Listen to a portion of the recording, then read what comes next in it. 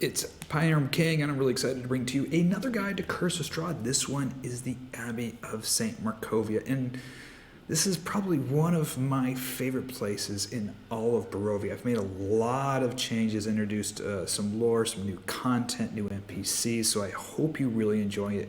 But before we get started, a special shout out and thank you to my Patreon supporters.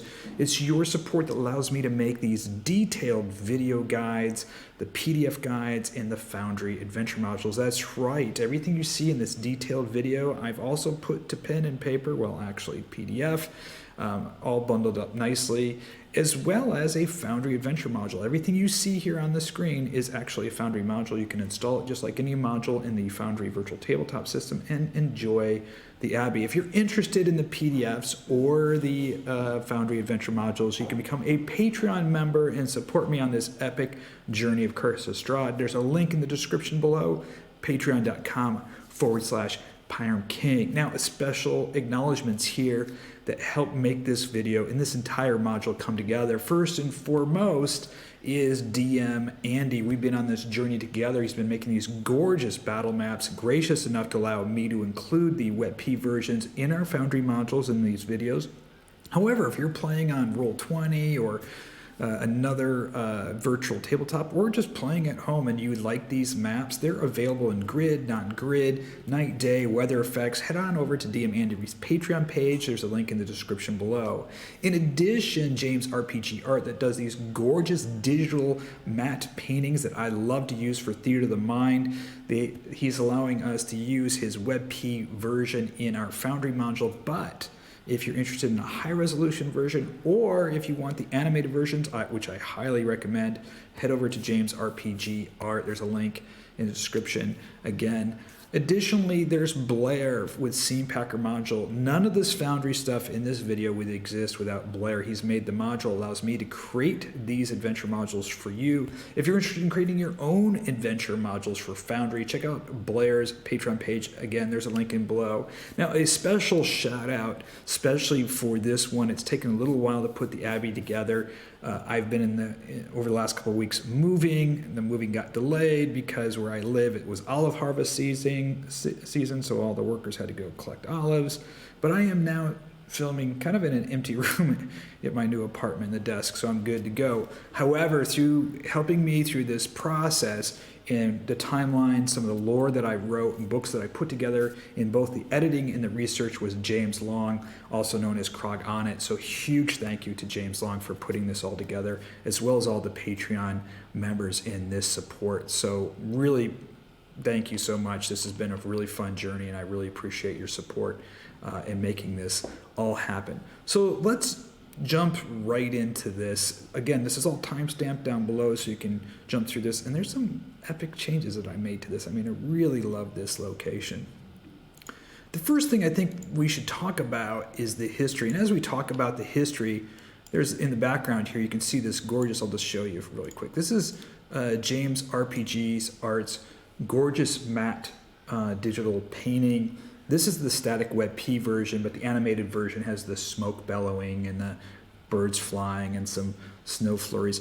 I'm using some lighting effects in Foundry. I'm just using two lighting effects. I've got the little window here blinking and just some ghostly lighting in the background to bring it some atmosphere, but it's not as good as the animated ones, but I think it does the trick for this.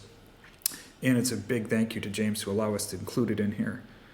So let's talk about the history of the Abbey. I mean, there's so much there. We just don't know a lot of it. Who built it? When was it built? What happened? Who's this Saint Markovia?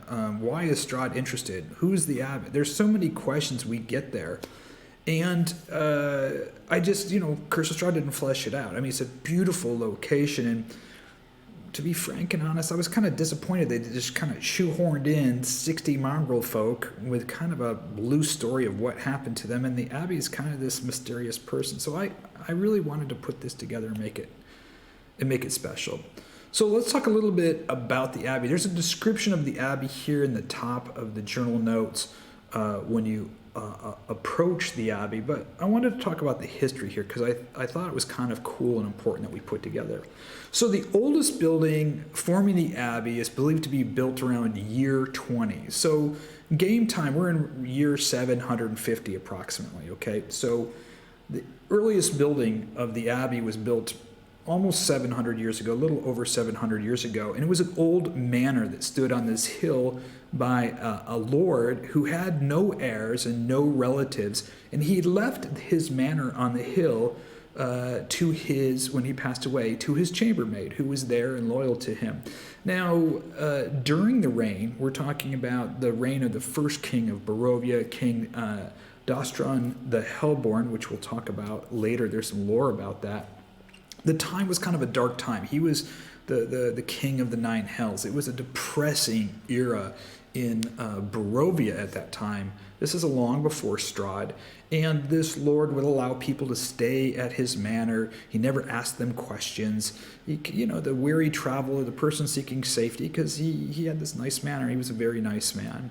When he passed away, the maid inherited this manor as this gift. She was so moved by the generosity of her lord that she continued to provide this tradition as a place for weary travelers to stay, a safe place to stay. And she was very strong in the faith of the Morning Lord. She would pray every night to the Morning Lord.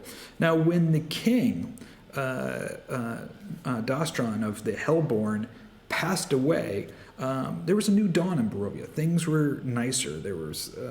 Things were better. We're looking right around year 80, year 81 when he passed away. And the chambermaid decided, she had this generous funds left to her by her benefactor, this manor. She decided to convert the old manor to an abbey. She fortified the walls, expanded the abbey. She converted to the sisterhood and committed the remaining days in the world to serve others. And her name was Sister Marta. And she christened the place the Abbey of the Brilliant Worship. Now, the abbey would serve as a hospital and a place of care and worship, and she laid forth her decree, and the decree is written right here. So when you approach the abbey, there's a wall in the abbey, there's two gatehouses. Carved and etched into stone is this decree that Sister Marta left. It says, "Welcome. Any man or woman of Barovia seeking shelter, food, or safety can come in good faith, shall be welcome, regardless of their faith or station in life.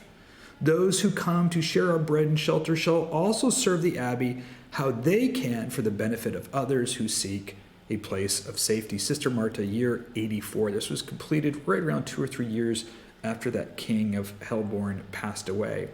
Now, these words are chiseled in there. They're kind of faded as you see them. This is approximately 600 and almost 700 years ago, 650 years ago, that this was complete, converted from a manor to an abbey. And many of those over time who came to seek shelter and safety and healing became the sisters and the monks of the abbey.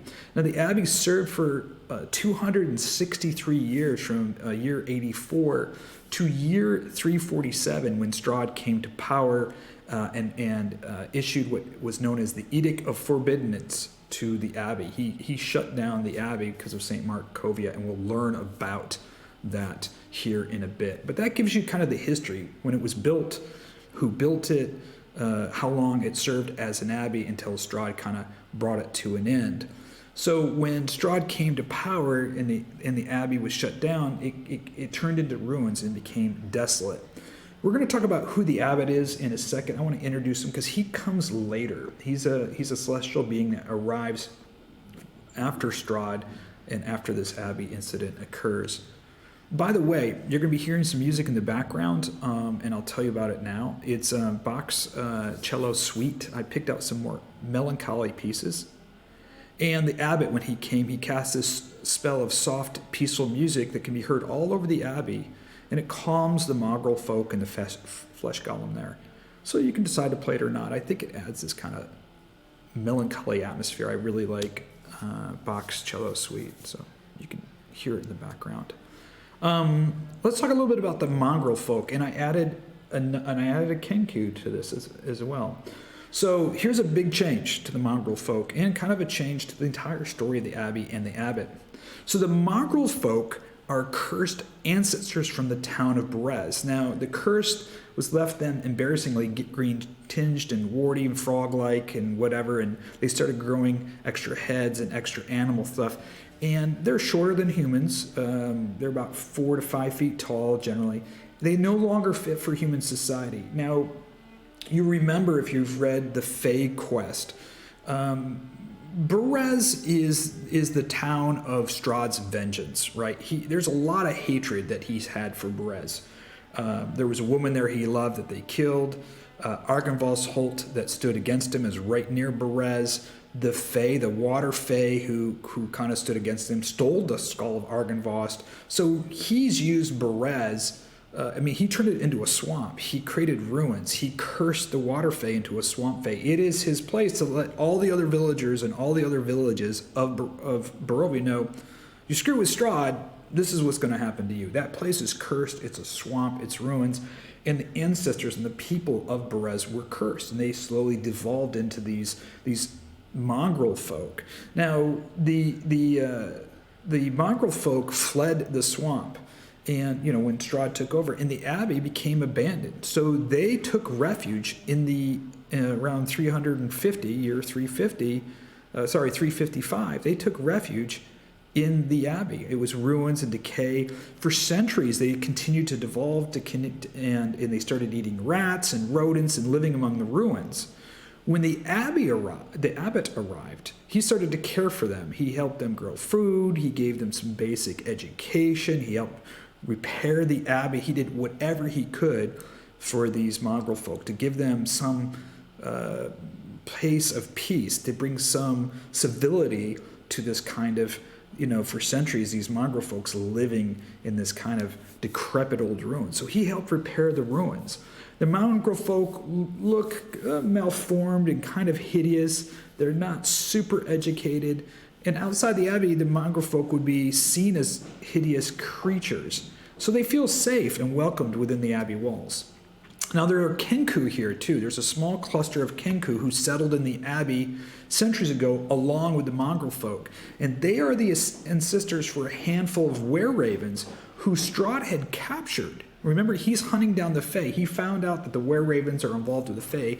He captured a few of these were-ravens, and when he was done, torturing them and extrapolating information, he cursed them into Kenku in this kind of vicious joke, this vicious mockery of kind of not actually raven, not actually human, kind of this hybrid stuck between two worlds, as a reminder that they can no longer hide. He was kind of upset. They were hiding. They had this secret organization. He caught a couple of them, and he converted them into Kenku. So these are the ancestors of these were-ravens that Strahd had captured and converted into Kenku. And they live up in the loft there. So they're living with the mongrel folk. The abbot takes care of them too. There's some secrets about the Kenku which we'll explore. It's pretty cool. They live there peacefully. They can no longer speak common. They can only mimic. And so that's part of this curse. So the Kenku are these cursed ex-were-raven ancestors. The mongrel folk are the ex-cursed villagers of Barrez who've been living there for centuries. And there's some really cool little stories that we've woven in here for that. So that kind of gives you the history of the abbey, and what's going on here. Now, I think this is a good time to talk about who Saint Markovia is, because that's kind of the end of the abbey as it is an abbey when Strahd comes to power, and then it's the abandonment period afterward for centuries when the mongrel folk, the Kenku, come. Then the abbot comes about 100 years ago and restores the abbey and starts taking care of the mongrel folk. So there was this kind of dark age period between the end of Saint Markovia and the abbot where the mongrel folk in this place was ruins before it was restored. Now, how do the players learn about that lore? I've got this book here, and I'm going to show it to you, I think, in PDF form, because I have it in PDF. I think it looks nice. It's also available in the journal, but I did a neat little thing here with the PDF. So this is the prayer book here of one of the brothers. This book is found in the library. There's a library in the Abbey, and I thought I'd visit this now because it gives you some backstory into who Saint Markovia is. Now, what's interesting about this prayer book, it's got these prayers that were used by the monks, the sisters and the brothers of the Abbey. They give you kind of a feeling and an idea of what it was during this time period, praying to the more meaning Lord, praying for hope and light. And so there's a bunch of prayers in here. But what's interesting about this prayer book, as you get to the end of the prayer book, there's some handwriting in the prayer book. It's kind of bizarre. And I'm going to read it to you because it's going to give you the story of what happened to Saint Markovia, who she was, what happened, and how Strahd's involved. Kind of the big picture item here. And there's a clue here about where Saint Markovia is today. So it's the year 355, and this is what the Abbey writes. And I'll try to read this in a melancholy way. At last, I record these words in haste. I fear the dear Abbey soon will fall to the Dark Lord, as we are without aid and guidance and protection from Saint Markovia. The following is a brief timeline of Saint Livia's Markovia, a beloved sister of the Abbey who later became the Abbey's patron saint. Let this brief record of her precious time in this mortal plane serve as a tribute and remembrance. The time of our beloved Saint Markovia. The year 323, Markovia is born. There's not much known about her early life. An old wolf hunter in Kresk found the girl roaming in the forest when she was knee-high to a halfling. He raised her as his own daughter for 12 years, and after his wife passed away one winter, he realized that Livia would soon need proper care and education and the soft touch to guide her into womanhood. He takes her up to the Abbey, obviously. Year 335, Sister Markovia. She becomes a sister in training at the Abbey at a very young age, and under the care of our most beloved sister, Sister Constance.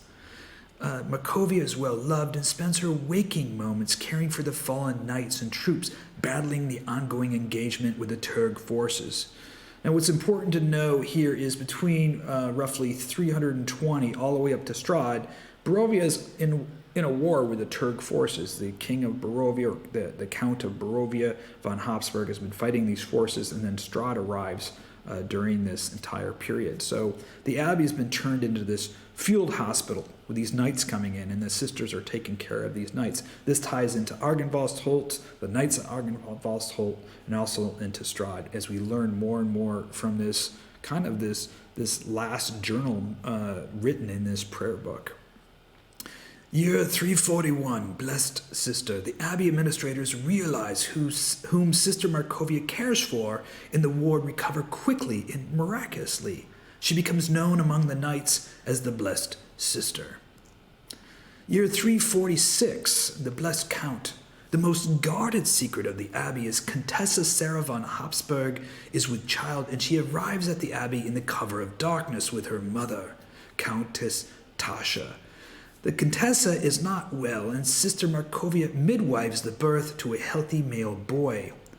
Sarah Christians the baby boy Julius Vernon von Habsburg, Count of Barovia, naming the child after her two fallen brothers. He is the last surviving male heir, and she fears terribly for the life of the newborn and entrusts the child to Sister Markovia for protection. Now, as you'll learn from the book, another book that you'll find in the library, this is a war going on, and Strahd arrives around this time. This is the Countessa Sarah is the princess. She is the daughter of the count fighting in this war, and Countess Tasha is her mother and is the wife. She is like the queen of Barovia. She's with child. They bring her there with child, and she gives up the child. It's very important. You'll find out why here. Year 346, this is the winter of when the count, that baby's born. Year 346, it's known as the Dark Winter. After Count von Habsburg falls, a darkness falls over the realm. Prince Strahd arrives with his army to claim the throne and fight the Turg forces. Strahd breaks with every rule of decorum, slaughtering noble families of Barovia along with their knights on sight. It was said that Strahd was ordained a holy captain to command his troop, and he's anything but holy now, slaughtering knights and paladins alongside the Turg heathens.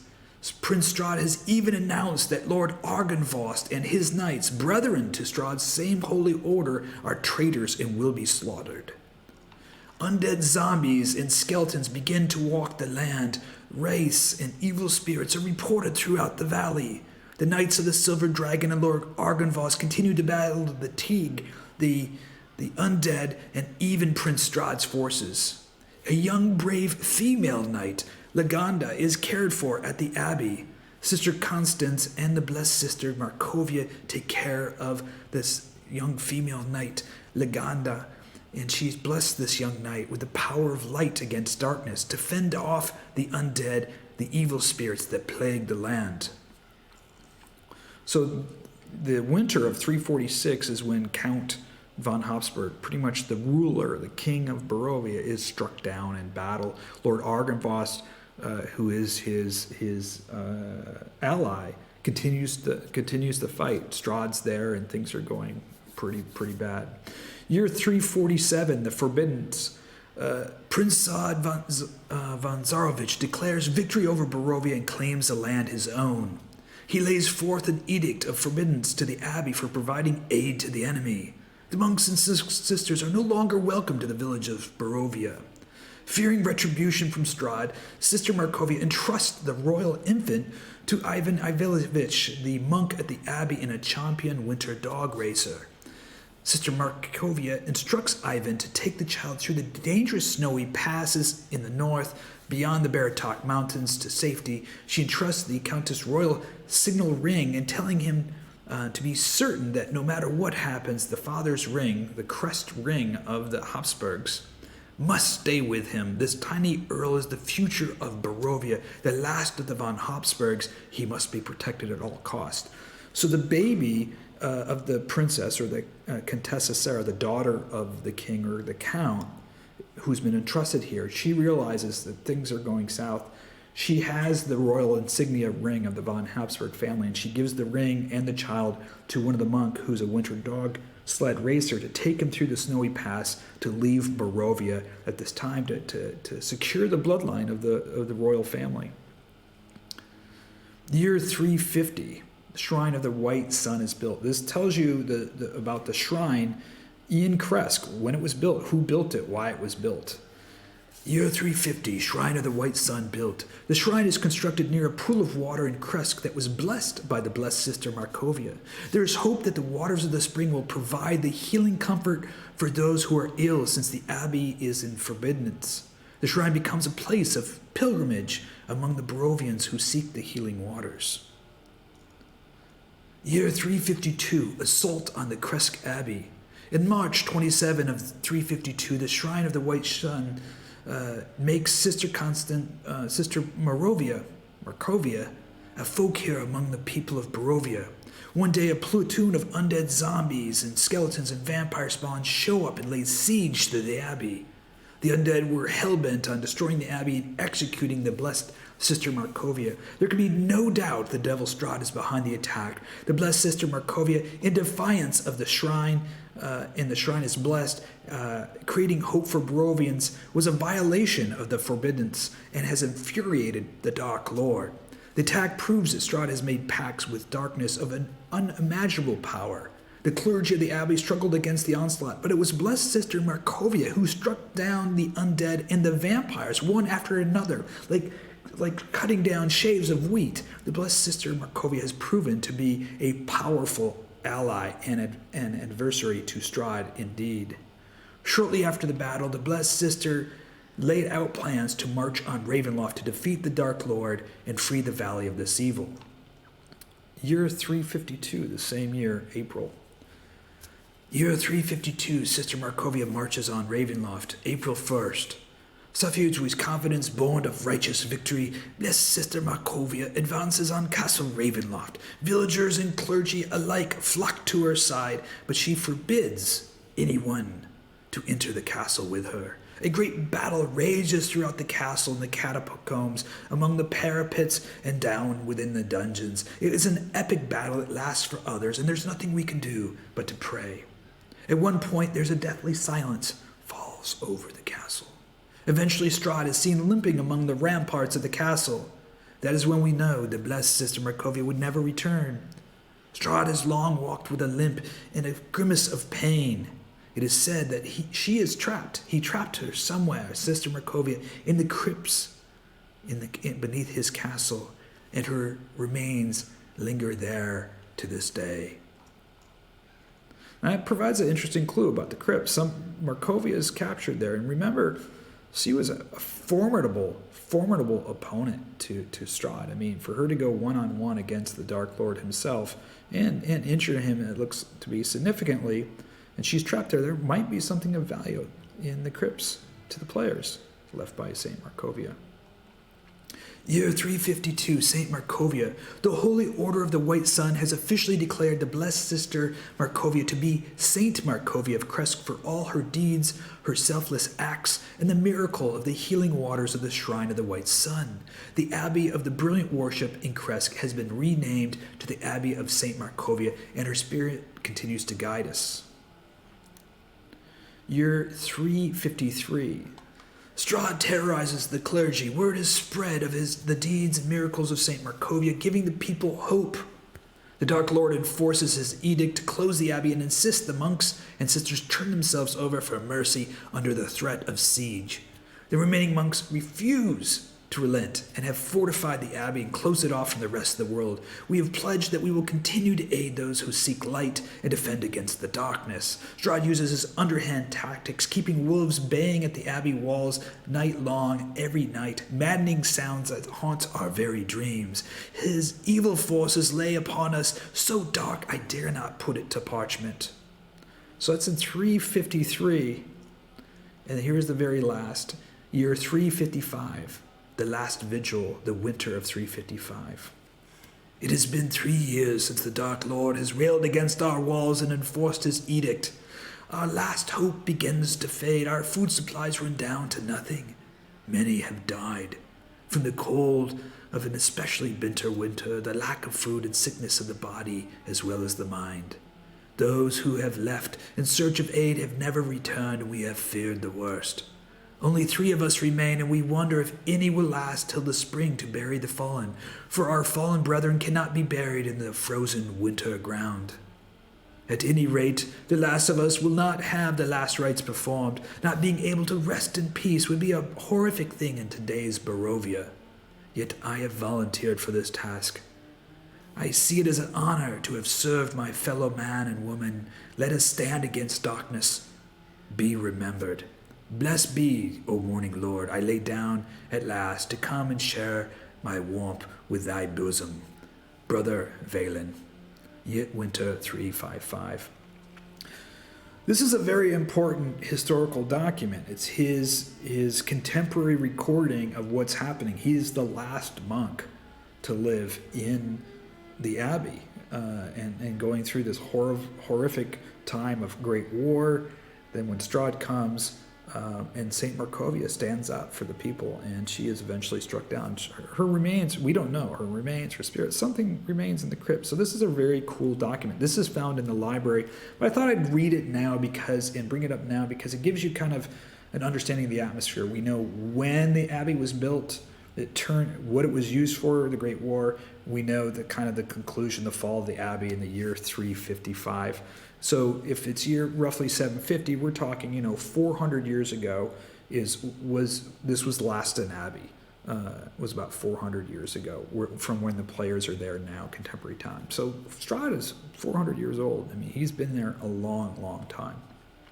All right, so let's go back to this, and we're going to start going through our different scenes. Now, I added an encounter. We have this beautiful road here. I'll bring this up. This is a road up from the bottom of Kresk, up the steep switchback road up to the abbey. And what I did here was I created an encounter. And you can run this encounter either on the way up to the abbey or the way down to the abbey. And I wanted to make this combat encounter interesting. And another avenue to learn more about the werewolves, the wolf den. Remember, Kresk is being plagued by werewolves. There's a werewolf storyline going on in Kresk. The wolf den is just in the mountains, just a short distance away from the abbey. So this little encounter kind of ties that story in here. So as the players are either heading up or heading down, they're going to run into this. The party hears animals and a violent and savage attack. Upon approaching, they see 2 werewolves besieging another who lays half dead on the ground. As soon as the parties get up close, and I've made them invisible, I'll pop them up right now so you can see them. The werewolves begin to attack. So you're going to run this encounter. You got the two werewolves now will attack the party. At the end of round 2, what you're going to do is you're going to do a roll of 1d4 plus 1. And what happens is one of the werewolves begins to howl, and that calls some wolves in. And the wolves will approach from the bottom of the road. So what you want to do is at the bottom of the road down here, you're going to grab some wolves, and we have them right here, and you're going to grab the 1d4 worth of wolves, and they're just going to be coming up from the bottom here to attack. That's the end of round 2. So they're going to have this encounter with the two werewolves. One of the wolves will howl. The werewolves will howl, bringing forth some more wolves that will come from the bottom. So you can just bring depending on how many you have, these wolves will come up from the bottom. And you're just, you're creating an adds to the combat. Now you can increase the amount of wolves or decrease it depending on your party size or their level. That's up to you. Now what happens interesting at the end of round 3, coming down the slope from the Abbey, is you're going to have 2 of the Mongrelfolk, Odo and Siegfried, come down, and they are going to be making noise and carrying torches. In fact, if you wanted to, I got them right here. You can just click on them, light them up if you want to, give them a little bit of, we'll do that just for fun, just to show you. So you add 5 dim radius light, so you can say they just got some torches. If you don't have that torch thing on here, you can just do this, And so they got these torches, and they're coming down with their torches lit up, making noise. As soon as they get down there, the wolves will scatter. The wolves, for whatever reason, do not like the Mongrelfolk. The wolves don't. So they come down there, make some noise. They got their torches. They come down there to scare off the wolves. They don't know what's happening. Now it's up to you at this point. If you want the werewolves, depending on how the combat's going, to also scatter and leave, you can, or you can run the combat however you feel is appropriate. What happens at the end of combat, you're going to realize that this is not a werewolf. Here's the 2 werewolves right here. This is a warg. And here's the warg. It's just a normal warg from Dungeons and Dragons. And the wargs also have the ability to speak common. And this warg speaks common. And the warg is barely alive. It only has a couple of hit points, 4 hit points. It's been savagely attacked by the werewolves. And the warg's going to share with you that it was being hunted down by the werewolves because the warg who speaks common is saying, I was coming to the Abbey to warn the Abbey of a pending werewolf attack upon the village of Kresk. The warg knew the villagers of Kresk would not welcome a warg into their village, certainly not. But if the warg could convince the abbot, perhaps the abbot could warn the villagers. The warg knows also the location of the wolf den. He can share that with the players. The warg is in terrible shape, and the Mongrelfolk will offer the warg help, take him up to the abbot, to the abbey, for him to heal there. Now, I left this a little open-ended because you can use this to lead into the wolf den. You can lead this into the werewolf encounters that are happening in Kresk. There's a whole Dragnacarta werewolf with Winter Claw or White Claw. I forget, the name slipped my mind. So this gives you an interesting combat encounter up the road, or you can do it when you're leaving the Abbey, one way or the other.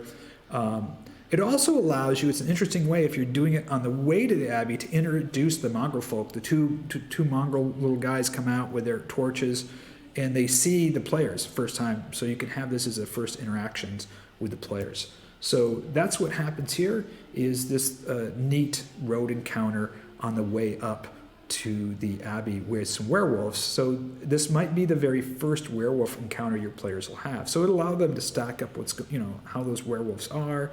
You're going to have a warg now that's friendly to the party. This warg is, who knows how you want to run that. Maybe you heal him and he joins your party, as this kind of little ally or whatever. You can keep in contact with him. All right, let's go to the when you come up to the Abbey itself, and I'm going to bring back up the main Abbey here and show you. We get up to the North Gate. Now, the North Gate, you're going to see when you get to the North Gate of the Abbey, you're going to read what's etched in the wall outside of the Abbey in the North Gate, and that was what I told you before, which was Sister Marta, year 84. what's important in the timeline that we're putting together is the players know what time that they're in Barovia in the 700s. This gives them an idea of what's happened throughout Barovia. So they've got a baseline here. Oh, year 84. This was built, 600 plus years ago. What's happening here at the North Gate, and I'm going to show you here on the first floor map. This is what they see, by the way. They see this as they're coming through the North Gate. And you can show this to your players if you want to. I think I put it in here as an image as well, yeah. You can show this to your players through the journal notes if you want to as well. What's happening here is we're going to go to this map here, and you're going to see here we are at the North Gate here. And I imagine along the North Gate, etched into one of these walls or into these gate walls here, is this etched in, chiseled in message from Sister Marta. Now, if Odo and Siegfried don't come down because of the werewolves, they're going to be up here sleeping. And the gate is rusted iron. When you open it up, it kind of squeaks open, and they'll wake up. Now, role-playing them, I play them kind of skittish, fearful. They speak in broken common. They will escort the players if they're friendly to the courthouse, to the courtyard, and introduce them to the abbot. So here's the outside of the abbey here. This is a gorgeous map by DM Andy here, and we're going to go to the graveyard here. And there's some cool stuff in this graveyard, and I'm going to show it to you now because this is I really like this stuff. So here's the graveyard right here, and that's this area right here of the abbey. Outside, you're inside the wall. You're at the top of the hill. There's this was the building that was originally the old manor built in year 20 that was built upon and expanded upon. So this is the old manor that was once belonged to the Lord before Sister Marta turned this place into an abbey. So this graveyard out here has two interesting graves out here. There's some description here of what the graveyard is. But the players read the gravestones, they're going to find one called Sister Constance, and they're going to see this one, which is a crypt here, called Tasha's Crypt. Now, we already learned a little bit about Sister Constance, which we're going to learn a little bit more about a book that you'll find in the library, and you're going to learn more about Tasha, who Tasha is, as well, from the Lords of the Barovia book that's up there. So there's two interesting lore books up here. But let's go ahead and cover both of these, and we'll talk a little bit about the Lord. So we're going to do Sister Constance gravestone right here first. We'll bring that up. And this is actually an anagram puzzle. So Sister Constance's grave sits among many in the snow, and on the back of her gravestone is an interesting inscription. It says, "Dead trusts him." Just like this. You can see this here. You can actually show this image to the players. There it is. Dead trust him. And this is an anagram.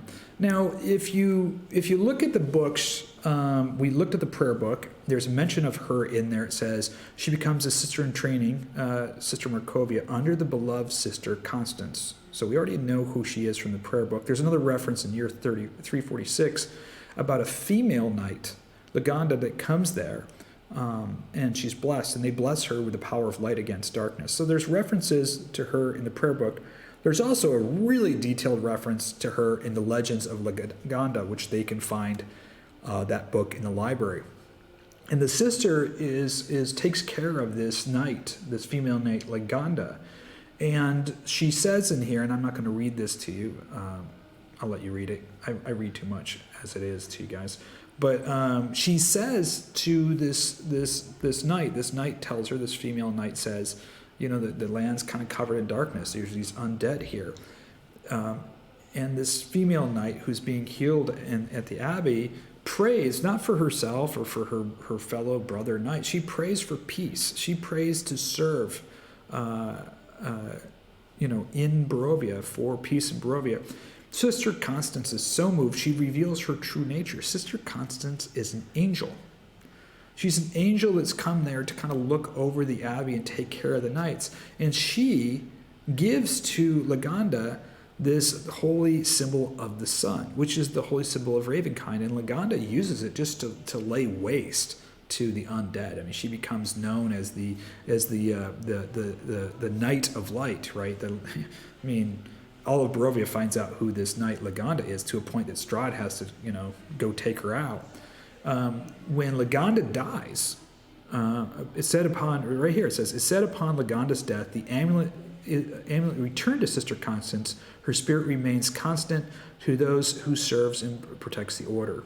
Now, in this book, Legends of Lagonda, it also says in here, a whispered voice is often heard haunting the Abbey in Argynvost that says Strahd must die. When the players get in and start walking through the Abbey, every now and then you can say, one of the players, you hear this whisper, you swear it says Strahd must die. You want to repeat this over and over again, because the Strahd must die is the anagram for this. This is dead trust him. It's an anagram for Strahd must die. So if they hear this whispering over and over in the Abbey, Strahd must die, Strahd must die, they read the book, Legend of Lagonda. It says in the book, Strahd must die. The whispered voice is often heard in the Abbey, Strahd must die.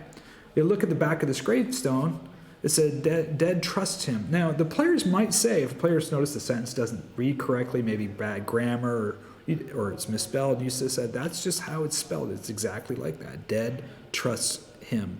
That might give a clue that it's misspelled or that it could mean something. So this is a fun anagram. If the players figured this out, what happens is the back of the gravestone opens up, revealing a hidden compartment. So if the players say to the gravestone, Strahd must die, at the back of it opens up and reveals two things. It's a compartment that holds the holy symbol of Ravenkind is in there. So rather than hiding it using randomly hiding it, Madame Ava makes reference to this in her card reading. It's found in the snow, I forgot exactly what her card reading says, but it references this snowy location at the Abbey. So they'll know that this symbol is this holy symbol of Ravenkind is going to be there. This is the holy symbol of the sun, is what it was also known as. And so the back of the grave opens up, when you say Strahd must die, and that reveals this. Now, if you're using the Fey quest and you've made the location of the gem, the blue gem, that's looking at the Fey quest, and I'll put a link down below if you haven't seen it. You also can hide the blue gem here if you've made it hidden by Sister Constance. So it could have one or two items in it. You can either use it just for the holy symbol of the sun or holy symbol of Ravenkind. You can use it just for the blue gem of the water Fae, or you can use them for both. I mean, if you wanted to put the holy symbol somewhere else, you could just use it for the blue gem. So it's really up to you, but it's a cool secret compartment. It's an anagram puzzle. The clues are the whispering, and there's the clue in the book there. So this is pretty fun. My players actually, I thought that it would take them a while to figure out. They got it fairly quickly. They like puzzles, and they figured out this was certainly an anagram. And then they just ran through it and go, wait a second, that's an anagram, and they put the words together and they figured it out. Okay, the other one here is really cool. And if you're kind of a computer geek, you'll know about this puzzle. So you'll see that this tomb has these 6 rose petals, stone roses on it. And what I did here is, you'll read the crypt. When you come up to the crypt, it says, Tasha Petrovna von Habsburg, Countess of Barovia, sister of the Abbey, year 281 to year 345. The Countess of Barovia was a sister of the Abbey. When you read the Lords of Barovia, you'll learn about, she was a sister of the Abbey. Count von Habsburg fell in love with her, got permission to marry her, and she became the Countess of Barovia. So she has a very strong tie to the Abbey because she was a sister here, but also became the Countess, kind of like the Queen of Barovia. And this is her crypt buried here. And these roses, actually, there's written on the face of the script right around here, there are 6 roses decorated Tasha's crypt. There are stone dice that sit in each of the stone roses. And the script is carved into the lid, says, Tasha sees 4 petals around the rose. And the current roses and their die configuration looks like this. So you have a 6, a 1, 3, 2, 3, 4. And it says, Tasha sees 4 petals around the roses. Now this will seem a little interesting. You're going to go, how does she see 4 petals around the roses? This is actually a puzzle known as Petals Around the Roses. It's an inductive reasoning puzzle. It was made famous in the 70s. It was invented by Mark James, but became famous by Bill Gates. And Microsoft, they were rolling dice, and then someone who was playing this Petal Around the Roses inductive reasoning puzzle. It took Bill Gates a little while to solve it. He solved it in an airport. I linked the Wikipedia story to it as well as the story to it. What this is it uses the dots of the petals, right? And so this is how it works. If you look at the die, if it comes up as a 1, 3, or 5, you have a dot in the center. And so this is a play on words. It's inductive reasoning. If you have a 3, you have 2 petals around the row. So having a dot in the center, 1, 3, and 5, right? The odd numbers, it's a rose. 2, 4, and 6 don't have a dot in the center. It's not a rose. So only 1, 3, and 5 are roses. 2, 4, and 6 are not a rose. And therefore, and a 1 has no petals around the rose. A 3 has 2, and a 5 has 4. Obviously, you have a dot in the center and then 4 dots in there. You're not going to tell the players this. So the way this works is, this is the configuration that they're going to see. Then you're going to roll the die, right? If the players touch a rose, one of the stone roses, or touch one of the stone rose die, all the die roll again. And I have that right here. We'll see this. Watch this. They all roll again. And now you have this here. So now you have 4, 4, 3, 4, 3, 1. It's the same number. What happens is the number on the script on the tomb, the number changes. So if I do it again, let me just do it one more time. So you have 4, 2, 3, 5, 5, and 3, right? So we have 6 dies. If we look at that, remember, is the 3 and the 3, those are 2 petals each. So that's 2, 4. And then the 5s have 4 each. So that's 4 and 4. So that's 8, 9, 10, 11, 12. So the script on the tomb, when the dice come up, 3, 3, 2, 5, 5, 4, we'll see it says Tasha sees 12 petals around the roses. So every time they touch it, all the stone dice floating in the roses flip again. Now we got 5, 5, 5, and 1. So we've got 4 roses with the 3 5s. That's 4, 4, and 4. So it'll be again 12 petals. It says Tasha sees. And then the script will change to 12 petals around the roses. When the players know the formula, they say, we figured it out, and and the players describe it to you, you're going to roll the dice one more time. And the script will disappear, will fade from the tomb, and they're going to have to determine what it is. Now this one is, the answer is what? Well, we only have 1, 2 roses, so the answer is there are 4 petals around the roses. If the players don't guess it correctly, you say, there it is. You've seen the roll. There it is. And they don't know what it is. Then what happens is the script comes back and reveals the answer. So they won't be able to open it unless they say, we know how to solve the puzzle, and then they touch the dice roll again, the script disappears, and then they have to guess. They're not going to guess. They're going to know it because they're going to use inductive reasoning and figure out the formula. When the crypt opens up, so this is a cool puzzle. I love this puzzle. When the crypt opens up, you get to roll dice. This is a puzzle where you get to roll dice over and over again. Opens up, it's going to reveal the Ring of Regeneration. And this is rules as written. You can figure this out. It's rules as written. But I added the Habsburg Kresk ring. Now, you remember the story where from the prayer book, the daughter has the child there at the abbey. And later on, obviously, the Countess gives one of the rings, the Count's rings, with the insignia on it, to the Sister Markovia. And when Sister Markovia gives the child to Ivan to take the child away, and she gives a ring, the other ring is on the Countess when she's buried. So one ring is from the child, one ring is from the Countess. This ring here is an important ring. It has a couple of things on it. It not only does it have the royal seal on it, right, the emblem that Dorn of the Castle Barovia, where Ravenloft now sits, it has several attributes to it. The ring allows a lawful, neutral, or lawful good player. The player has to be lawful, neutral, or good character to attune and use the ring as a bonus action to cast 1d6 radiant damage spell from the ring up to 30 feet at a single target. So if you're a lawful good or lawful neutral character, you have to be lawful good or neutral, wearing this ring, you can cast as a bonus action a 1d6 radiant damage at any target up to 30 feet away.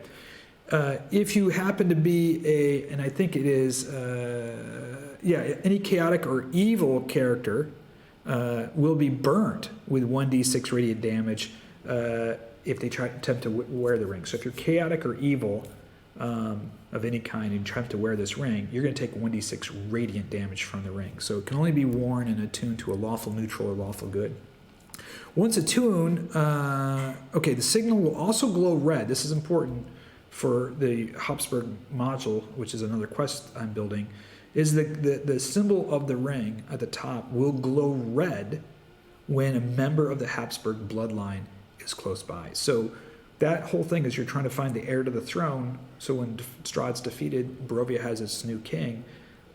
That's how you find it with this ring. The signal will glow red. The crest will glow red when there's blood. When a member of the bloodline is close by. The other thing is the ring is going to be used it's going to be used at the Habsburg's estate module that I'm currently building to get into some secret chambers and stuff like that. So it's an important ring. So you got 2 rings in here. It's really cool. This was the whole graveyard scene. I hope you like those 2 puzzles. I really do. It was really fun and excited and weaving in this phenomenal, great story here. Okay, so now we are at the graveyard. We're going to go to there's the Garden Gatehouse here. I'll show you that. That's right up here. This is the Garden Gatehouse. There's nothing really interesting here. Inspecting the gatehouse, you find a dirty fur blanket and small shovel and iron bell. You're going to find iron bells in all the gatehouses. This is what the Mongrelfolk will do if they feel that there's an attack or something. They'll ring this iron bell to alert everyone here. Up here is the garden. I actually created some little rabbits in here. If you're interested in playing around with the rabbits, there's some rabbits in here. Just created them.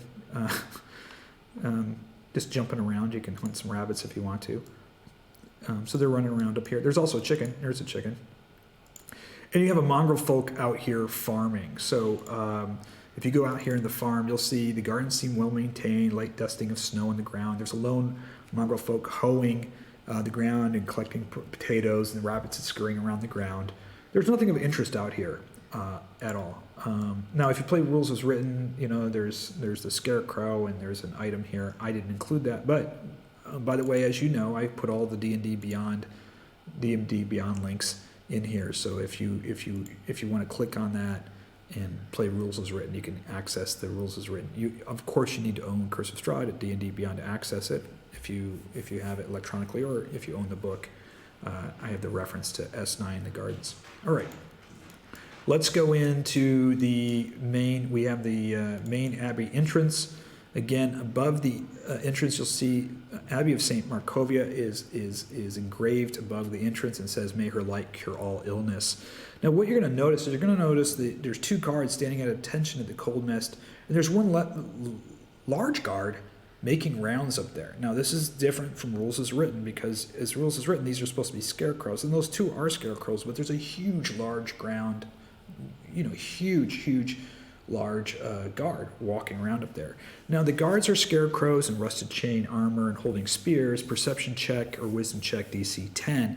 The large guard is the flesh golem, who's been ordered by the abbot to guard the ramparts. The flesh golem is just going to walk methodically, pacing around the ramparts of the abbey along that curtain wall up there. We're going to talk about that encounter later. So that's where the big flesh golem is here. Here he is. I have a little picture of him. He's just marching up there like a guard, along with the other guards in this kind of lazy circle up there. When you come into the courtyard here, you got these inner gatehouses. Again, nothing interesting in here. You're going to find those fur blankets and an iron bell in there. Obviously, different Mongrelfolk will be sent sentry duty at some point, just like the 2 at the front gate. And so each one has a fur blanket for them to wrap up warm with that iron warning bell in there. When we talk about the courtyard here, it's a misty courtyard. And the players will be, if the players get escorted to this point, the players will be told to stay here, and either Odo or Siegfried will go and fetch the abbot. And when the players are in here, they're going to look around and they're going to see, obviously, the guard walking around at the top, but they're going to see some mongrel folk walking through here carrying baskets of potato. There are little mongrel kids running around as well. It looks like almost a little commune. And these kind of little, dwarven small creatures, 4 feet to 5 feet tall, are kind of meandering around, looking like they're going through chores or daily chores as you would in a small commune in there. Now, if the players approach the well, we got a fun encounter here. If the players approach the well, mongrel folk will say, don't go near that well. If you know what's good for you, it's dangerous. Don't go near the well. If the players go to the well, and I've used the active token, if you click on the well, what it'll do is it will teleport you to here, and you'll fall to the bottom of the well. Now, what'll happen here? This is an encounter here. There's a mongrel folk, a bad mongrel folk. Most mongrel folk are not bad. This one is. It's living in the well, hides in the well. And the other mongrel folk know, don't go look in the well. Go get your water, but stay away from it, because an evil mongrel folk lives in the bottom of the well. The player who triggers the well trap, okay, it's kind of a trap. The mongrel folk will try to grab the player, and the player will need to roll an athletics check, DC 12. If they fail, they'll fall down to the bottom of the well, and you can teleport them down into this square here. And what this is here is you're in the bottom of this well. This is just 4 squares marking the bottom of the well, and you begin a combat encounter. Now, if they succeed, they're going to get 1d4 plus 1 piercing damage from this claw that tries to grab them and pull them in, and they just pull back, and they can see this mongrel folk that's trying to grab them. Now, this particular mongrel folk, Miska, is 5 feet tall. It looks like a spider. Look at I got a spider face looking thing on this mongrel folk. And it has claw and bite, multi-attack, spider climb, and it will fight pretty much to the death. The player will fall 80 feet down to the bottom of the well if it gets in there. How you want to handle damage in there, if you want to roll, d6 for each of the 8d6 on it. You might want to say roll half as much, saying as you're falling down the well, you're kind of slowing yourself down so you don't take as much damage. Maybe roll 4d6 or 3d6 as they're falling down the well. When they get to the bottom, you're going to be in this well, and this creature is going to start to fight you. And the creature's just going to yell, my well, not your well. And you're going to be fighting this creature. The other players can try to get you or help you get out of the well, but you've fallen 80 foot down to the bottom of this well. And you've been warned, don't go near the well. So I have set it up in here, if you're using Foundry, if you're playing with Foundry, this is using Monk's Active Tile. If the player that clicks on it, the game pauses, and the player that clicks on it has to roll this check, otherwise they're going to be teleported down to the bottom of that well, and the combat encounter ensues. So you have that. Now, what else is in here that I've changed is these chicken coops. You're going to see chickens all over the yard. You got some chickens. The chicken coops are just normal chickens. They're either empty, have chicken shit everywhere.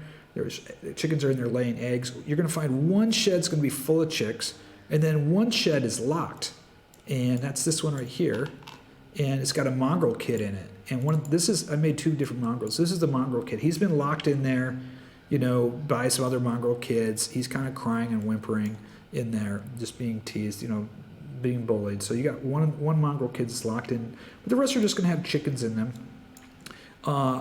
Tied to the post here, to the tethering post, is a goat. Here, I even got a goat in this. Check him out. There he is, right there. He's tethered to the post, and I made a kind of a fun little cheesy encounter. The goat is chained to the post because it's not a good goat. It's not super friendly. If players come within 5 feet of the goat, player must roll a dexterity save, DC 10, or they'll be knocked down and suffer 1d4 plus 1 bludgeoning damage from the goat bucking him. So everybody, the other mongrel folk will laugh. They won't say anything because they want to see you get bucked, right? So the goat's chained to it, can only move, it's tethered to 5 feet of this post, it can move around. If you get next to it, you got to roll a DC save because it's going to try to buck you. And if you buck, it'll knock you down for 1d4 plus 1 damage. So that's why it's chained to this post. So that's kind of what's going on in this courtyard here. It's just a commune. There's some chickens. There's a goat. It's fairly peaceful. The only dangerous thing is they'll warn you, don't go near that well. There's a crazy Mongrelfolk living in the bottom well. It's the spider Mongrelfolk that's gone kind of crazy. All right, we're going to go into the main area here with the Abbey and talk about the Abbey here in the main hall. And this is where we're going to talk about the Abbot. So you walk in here, and this is when you really notice the music. And this is the music that I have right now, which I'm playing, is the Bach cello suite. I'll just turn it up just a little bit so you can hear it. Probably can hear it.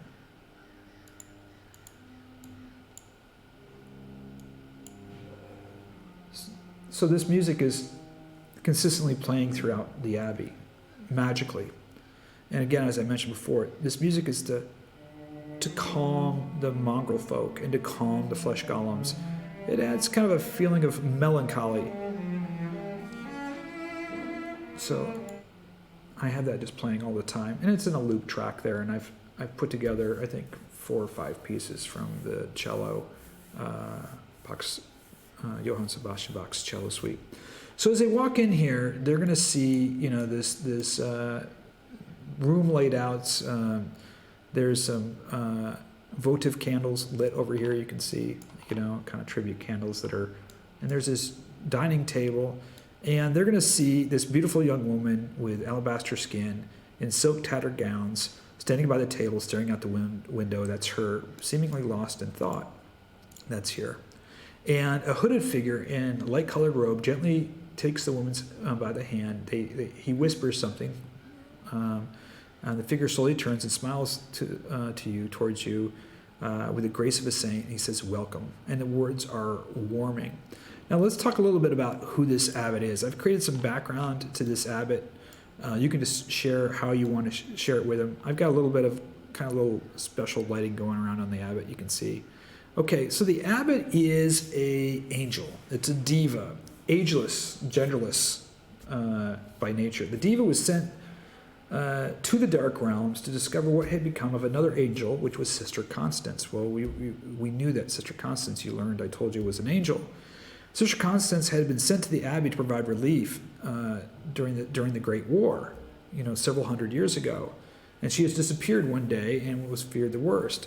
So when the diva arrived in Barovia, he took on the appearance of a traveling abbot. And the abbot appears to be a strikingly handsome human priest in his late 20s or early 30s. The disguise is designed not to alarm the fellow sisters or brothers of the Abbey. He was horrified when he arrived at the Abbey that it had been abandoned and overrun by these foul, deformed beasts, the Mongrelfolk. And the place was in ruins and covered in centuries of filth. It took him about. It should take you about a 2 on the perception check for the players to realize the Abbey doesn't look anywhere near as old or as the rumors of the town make him out to be. He has this weird allure about him, which we'll talk about here.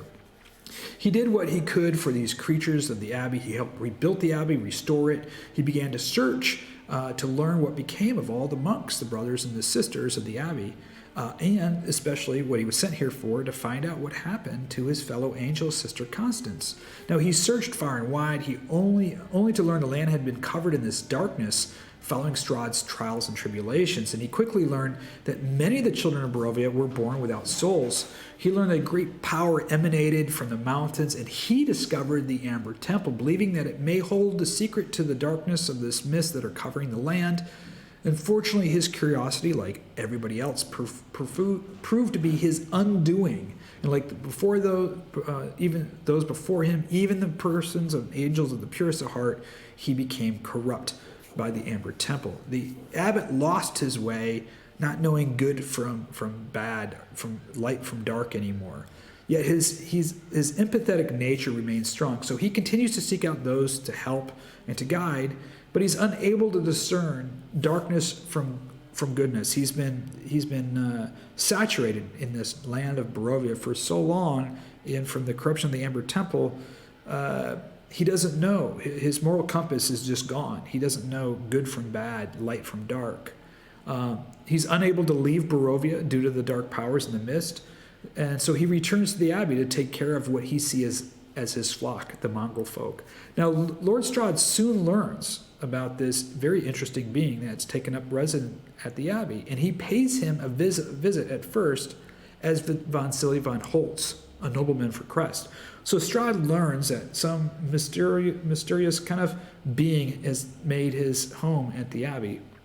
And obviously Strahd may have learned that he's gone to the Amber Temple or something, but he doesn't want to reveal himself as Strahd at first, because he doesn't, he needs to find out who this guy is. So that's why he shows up first as Vasili von Holtz. When he learns the abbot has these strange powers and his moral compass is gone, Strahd reveals who he is. Just reveals and begins to tell his own story about his lost love, Tatyana. Strahd reveals this to him, and he shared with him his sorrow, and as if someone would share it with a monk or with a priest. You're going to learn that the Abbey has this abbot has this interesting feature about him, which we'll talk about. Now, the abbot is the only creature in Barovia who knows that the dark powers won't relinquish Barovia and will resurrect Strahd if he dies repeatedly. So he does know this. He learns this. But the abbot's empathy is so powerful. It's his most powerful emotion, and it has this perverse effect. So on seeing this poor man, even though it's Strahd, his broken heart, the abbot makes it his mission to find him his bride, one that could live an immortal life with his new friend, Strahd. Because Strahd's an immortal, and he's empathetic. Strahd's admitted that he's lost his love. The abbot's lost his moral compass, feels empathetic. So he respects Strahd on many different levels. I mean, he is the Lord of Barovia. Much like himself, he's an immortal being that has great power. And Strahd and the abbot has this kind of weird, personable, confidant type of relationship. For Strahd, he doesn't have anybody for centuries who is not afraid of him, who doesn't see him as this kind of powerful lord. I mean, the abbot sees him as an equal, right? He just sees him as a man with a broken heart. And the abbot sees Strahd as an equal and wants to help guide him. In fact, on some level, the abbot feels kind of flattered for somebody of Strahd's power and eminence to ask him for help.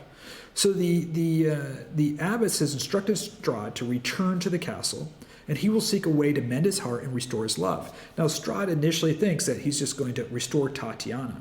But the abbot's perversion thought, he turns to these dark ways. He doesn't know it's dark, right? His moral compass is gone. He's going to create a flesh golem so it can live forever. So he knows the issue is Strahd is an immortal, so he can't just, create a normal human being and put a soul in it, or Tatyana's soul in it, because they will die again, and then Strahd will be back to where he is. So he goes, well, wait, if I create a flesh golem in his mind and put a soul in it, then he'll have an immortal bride, right? So that's his thought process, right? He's also going to try to find and capture Tatyana's soul and then imbue the flesh golem with Tatyana's soul, so that he gets Strahd's lover's soul inside the flesh golem. They can live happily ever after as an immortal, right? And so he sees this as a way of fulfilling Strahd's wish. The abbot's corrupt moral compass doesn't see that he's really serving evil or the land of darkness. He only sees this empathy to help, right? He's become truly a chaotic creature because of this. He's not lawful, he's not evil, he's just chaotic, kind of chaotic neutral. He has no idea that what he's doing is wrong. And he's loathful to admit that there's good and evil, because it would mean that he would have to judge himself. So that's his corruption, right? Is for an angel to lose his moral compass, but to maintain his empathy and continue to help even those of darkness, and to do dark things himself, because the ends justify the means, right? And so that's what he's doing. He's digging up body parts, creating this flesh golem. That's who this flesh golem is right here. Now, I created an item for the abbot called the Pios Talisman. The abbot has this magical talisman, and I have it right here. There's a picture of it. And it has this aura of peace and tranquility. Among other things, this allows each player character to perceive the abbot as an old or young, more feminine or more masculine, and it makes them more comfortable around him. So what this amulet does is, for those that see the abbot, each player envisions the abbot on how they personify the abbot that makes them most comfortable. So if you're more comfortable with an old wise man, you'll see the abbot as an old wise man. If you're more comfortable with a beautiful, young, sympathetic woman, you'll see kind of this feminine, and the gender and age and the looks are kind of ambiguous. No player is able to discern exactly how the abbot looks. They just have this vision of comfort, right? And so it makes for some really cool and interesting role play because every player is going to see the abbot slightly different. Now, the power of this amulet does something pretty interesting.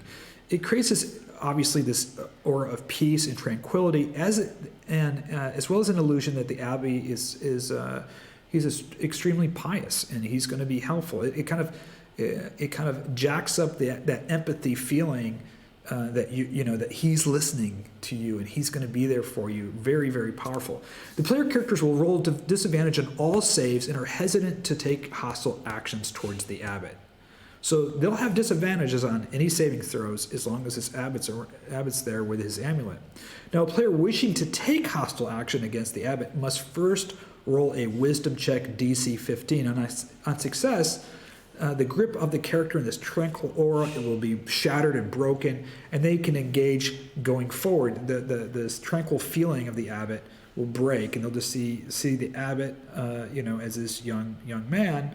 But now they can engage with the abbot in a hostile action. So each player would have to make a wisdom check to see if they can break this kind of aura of the abbey. Once broken, it's broken permanently. The Pios Talisman no longer has an effect on them. The abbey will instantly transform into his native angel form in a blaze of celestial light to intimidate the characters if they do attack him. And he will also protect, the flesh golem will also protect the abbot as well. Now, what I did with the abbot, the only thing I did with the abbot is I increased his spell book to really give him kind of more angel spells. So he's got Sacred Flames, Spare the Dying, Detect Evil, Blessed, Disguise Self, Sanctuary, Shield of Faith, all of these things, and there's quite a few spells in here. I just wanted to give him, a battery. I mean, imagine an angel, a battery of angel type spells. None of these spells are really attack spells. They're all kind of, spells that you imagine what an angel would have. So he's got an arsenal of spells that will make him pretty powerful. Now, there's one important spell that the abbot always casts, and that's Forbiddance. And this spell is cast over the abbey every single day. And what this does is it keeps anybody from using any type of teleportation spells in and out of the abbey. So the abbey has got this forbiddance up to 40,000 square feet around it so that people can't teleport in and teleport out. He puts this up because he knows that there's stuff around Barovia that aren't safe, and he just doesn't want something teleporting in. So that is the one thing that's always up over the abbey, is this forbiddance. That means Strahd has to visit. Strahd travels as Vasili von Holtz when he comes to the abbey, and then he might reveal himself as Strahd in front of him, or just stay as Vasili von Holtz there. So that gives you the kind of the background of this abbot. Role-playing the abbot, he's lost his moral compass, but he's motivated by empathy. He's going to be friendly. He's going to be helpful. He's going to want to help the players whatever they need. Abbot does not operate out of there's no vengefulness in here, no malice, no hate or love, but rather just his intentions on improving the lives of others through his misguided lack of moral empathy. He's very soft-spoken. He's very careful and measured in his speech, always with a friendly tone. And playing him that way, you want to play him with this level of kind of celestial gravitas, if you know what I mean. The primary reason why the abbot seeks to find a bride is he believes that Strahd's broken heart, it's part of the problem in Barovia, and if he can do this, it will help Barovia, right? He's the Lord of Barovia. Maybe it'll make Barovia a better place. So he sees a bigger effect here by helping Strahd with this flesh golem. Now, remember, he needs Tatyana's soul.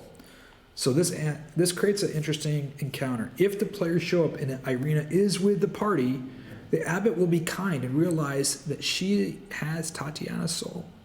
And he will offer to perform an exorcism, which will free Tatyana's soul and thus free Irina from Strahd's rapture. So, Strahd's been hunting down Irina because it's Tatyana's soul, and the abbot will be very friendly. It's like, I can remove this curse. This soul is stuck in you. I can remove this curse, exorcise this out of you, and Strahd will no longer bother you.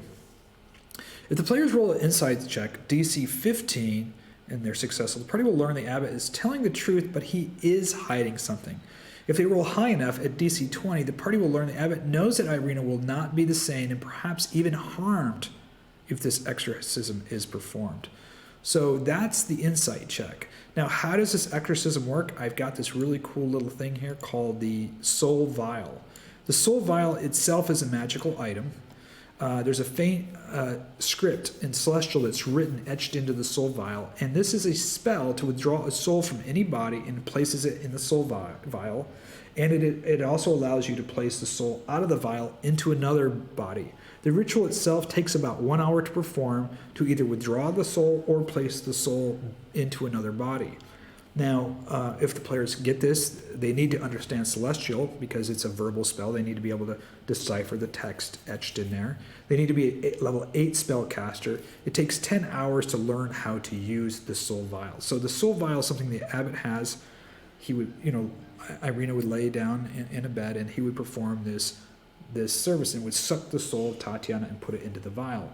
Now, what happens to Irina, if they do this, is she'll wake up with that blank look like many other Barovians who are soulless. She will seem to recognize the party, be friendly, but she'll have no emotions, no empathy, no feelings. Her soul has been removed. She's kind of like, almost like a zombie. She hasn't lost any of her intelligence. She's just kind of this, like one of the many soulless Barovians. She doesn't laugh. She doesn't cry. She doesn't care. Any empathy is gone, any feelings, any love, anything. So, technically by performing this, you're killing the soul. She'll have no soul. I mean, it could be in some people's minds, depending on your players and characters, a fate worse than death. She'll just be kind of a zombie. She'll know things and learn things, but she won't care. And the soulless zombie the soulless also have no moral compass. They don't know right from wrong. They don't care. The empathy, the compassion is gone. Love, hate, emotion, feelings are all gone. So that's what will happen if they allow them to perform the exorcism using the soul vial. Now, if you enjoy hang out with the abbot here at dinner, and you ask him about the Mongrelfolk, he'll tell you about the Mongrelfolk. When he arrived, he healed them. They're from, they're the ancestors from Berez. He'll explain all that to you. If you ask him about the flesh golem, he'll say he was building the flesh golem for Strahd. Remember, he has no moral compass, so he has no problem. And here's the big shocker here. He'll talk about that this beautiful. If you look at this flesh golem, you'll notice that it's just done in exquisite detail. It's very beautiful, crafted. The fine stitching is holding her body parts together. I mean, it's a work of art. This flesh golem. She's gorgeous. Here she is, right there. Okay, I'll zoom in on her. You can see her right there. She has this powdered white skin. If you're 5 feet away from her, you can't tell the flesh golem, but her eyes are dead. Her eyes are white. Her hair is white. It's not until a soul gets put into her that color will come into her eyes and her hair will turn into the color of the person, of the soul that she has taken. Now, the abbey is teaching her etiquette and manners. The flesh golem cannot speak. She's learning to carry herself and behave herself, and he's trying to teach her. The abbot says he's expecting Strahd to arrive any day to meet and see what he's done so far. Of course, this is Strahd's private concern and his alone. He'll say, and he goes, well, the Lord of Barovia can't travel openly, so he'll be arriving here most likely as he travels under disguise as the gentleman of fine quality, Vasili von Holtz. Now, if the players have met Vasili von Holtz in Kresk in Vallaki, this will be the big shocker. And this was a huge shocker to my players. They were like, what? What do you mean Vasili von Holtz? Are you telling us that Vasili von Holtz is Strahd? So can be a huge, if you do this well, it can be a huge shocking reveal. So if they've made friends with Vasili von Holtz in Vallaki and have a good relationship with him, and the abbot says, oh yes, well, Strahd is coming to see his beautiful creation of the flesh golem. I'm just waiting to put the soul into her, but he wants to check on my progress. Of course, the Lord of Barovia can't freely travel in Barovia, and he takes on his disguise as he travels as a gentleman of the finest quality, Vasili von Holtz. And you just let that sink into the players. The abbot should be careful when you tell the players. You should be careful and let them make sure you hear this correctly, this fine gentleman. If you execute this correctly, this will be a power shocker to the players. This was one of those great moments where the character's like, what? So that's what he'll say. He's expecting Vasili von Holtz to come to see his progress. Now there is a manservant called Cloven here, and I'll just show you him real quick. There he is. Bring him up over here. He's the abbot's manservant. And there's some description of him, rules is written. But I moved him. He hangs out down in the cellar. He's a drunk. He plays the violin. The music in the abbey that the abbot that you're hearing in the background has really, Cloven hears it and he wants to emulate it. So he gets drunk down in the cellar and he starts playing his violin, trying to emulate this abbot's music that is playing throughout the abbey. And he also serves the Kenku. We're going to learn more about the Kenku here in a little bit. So this is a big scene here. This is a great role-playing scene. You've got the abbot here. You've got the flesh golem here. Okay, so let's go over to the other part of here. Let's go take you upstairs, and then I'll do the other half here. We're going to take you upstairs. So we'll go down to the cellar first. So if you take the north stairwell here, it takes you down to the cellar. Here's the cellar here. And in the cellar, when you get down to the cellar, here, you're going to see there's some barrels of wine. Some are empty, some are full. They all come from, obviously, the Wizards of Wine. But you hear some faint violin music behind the wine rack and trying to emulate.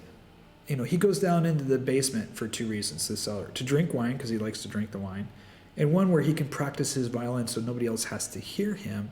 But he's trying to emulate this music that he's hearing in the abbey. Cloven's in the far corner. Here he is. He's down in the far corner over here in the wine room. He's drunk. He's playing his violin. He's merry. He's drunk. His second small head's probably passed out by this point. He can't complete sentences, but he's very happy. He's talking gibberish. But he starts to point something over here on the wine rack. He's pointing on the wine rack. Kind of drunk. What's that? If the players inspect it, it's a bottle in the wine rack, and it doesn't look like the other. There's no stopper, and there's no label on it. And it has a prayer scroll in it. And what the prayer scroll is, it's a scroll written in an ancient prayer form. And only a cleric or a paladin can attempt a religious or history check DC 15 to decipher the prayer. If they decipher the prayer, they'll realize it's actually the spell Hero's Feet. If a cleric or paladin, you can use this action to read the spell scroll and cast a spell without having to provide any spell components. So it's a spell scroll for Hero's Feet, but it's written in an ancient prayer form. Players will have to decipher it. They'll just see it's this prayer scroll. You don't tell them it's a spell. Say, oh, it's a prayer scroll. You'll have to run a DC check to and then they realize, oh, it's the Hero's Feast spell. So that's what that is in here in the wine cellar. All right, let's go up to the second floor. And we're going to go up here to the Kenku and the Belfry. So we want to learn a little bit about the Kenku and the Belfry. So if we go up from the first floor, I'll just take you to the first floor again. So you can talk about, if we go up the stairs here, right, you're going to go up to the second floor. And up here we have the Kenku. And let's talk a little bit about the Kenku. So when you come up here, you're in this belfry. There's a loft. In the center there's a rope coming down that goes up to the big iron bell. Unlit lanterns hang from the rafters. And there, you see these three figures cower in the corner, and these three figures are these Kenku. Now, I already told you about the Kenku. They're the ancestors, the cursed ancestors of some were-ravens that Strahd captured when he was looking for the Fae. But here's what you'll learn here. The Kenku are also spies for the Keeper of the Feather, spying on the abbot when Strahd visits. The were-ravens arrive in raven form to visit from the Keepers of the Feather, to visit with their brethren, to comfort them and gather information on Strahd. The Kenku will never reveal this secret unless you become good friends with Muriel Vidshaw. So they can speak, Raven, obviously. And so when the ravens come, they squawk back and forth, and they share information to the ravens. So they are spies.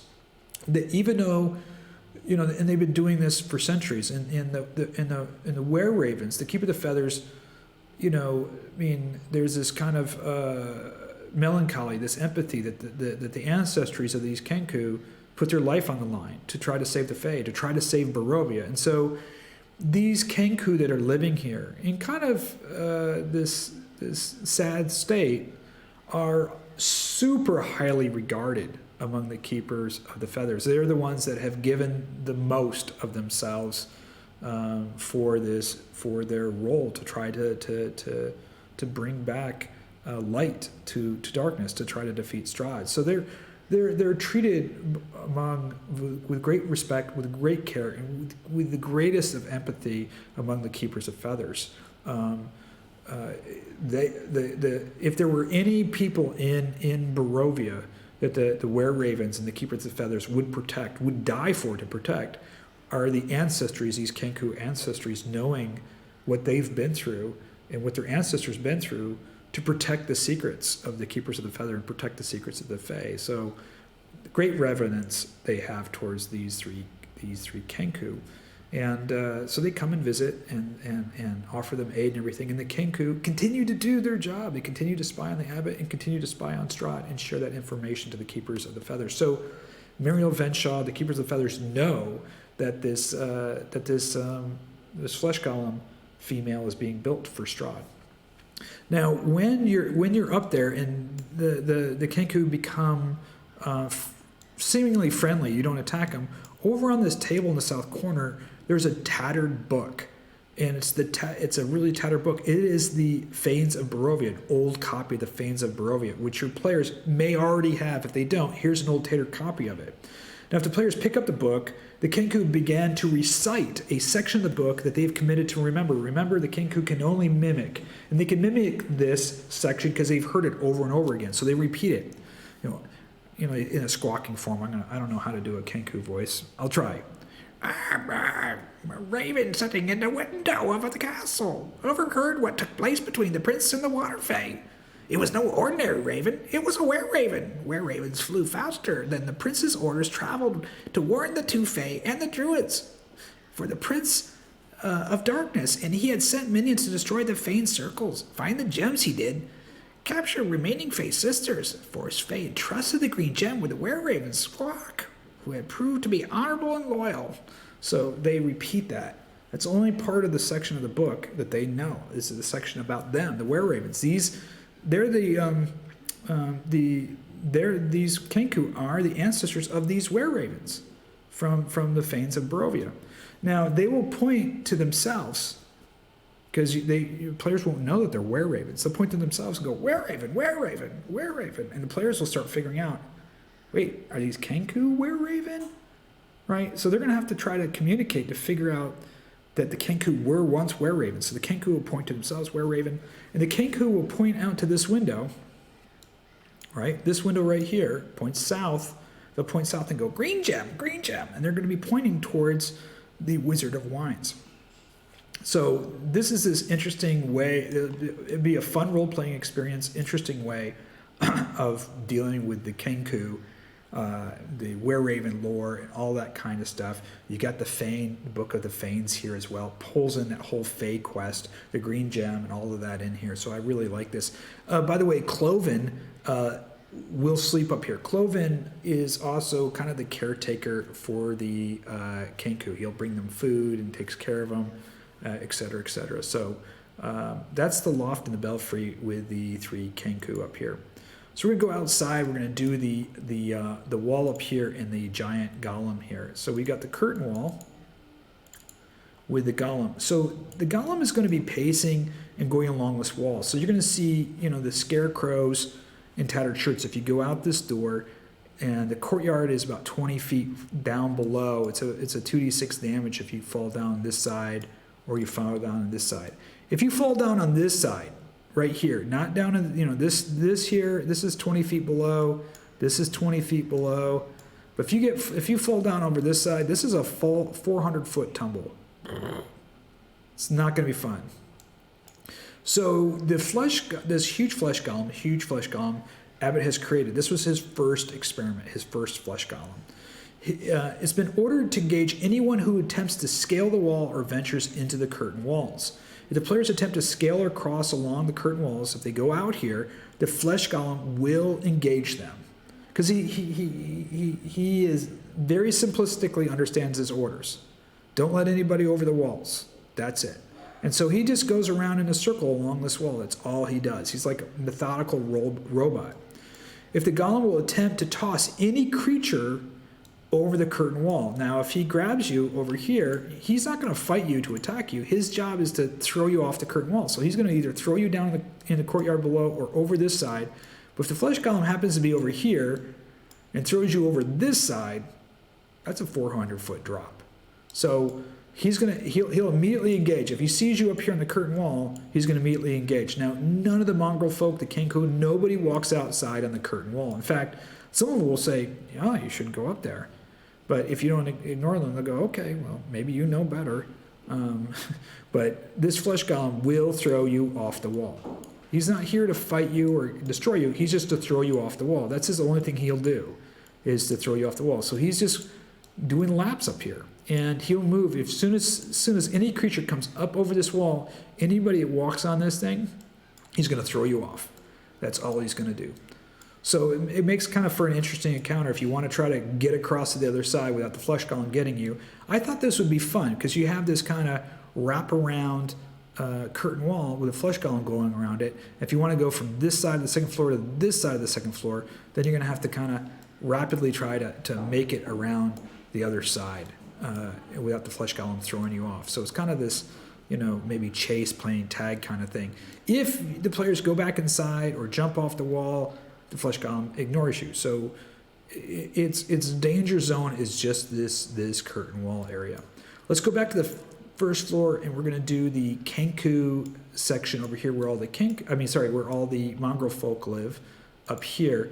One of the things, I mean, I love this location, the Abbey. I don't know if you can tell my passion for this.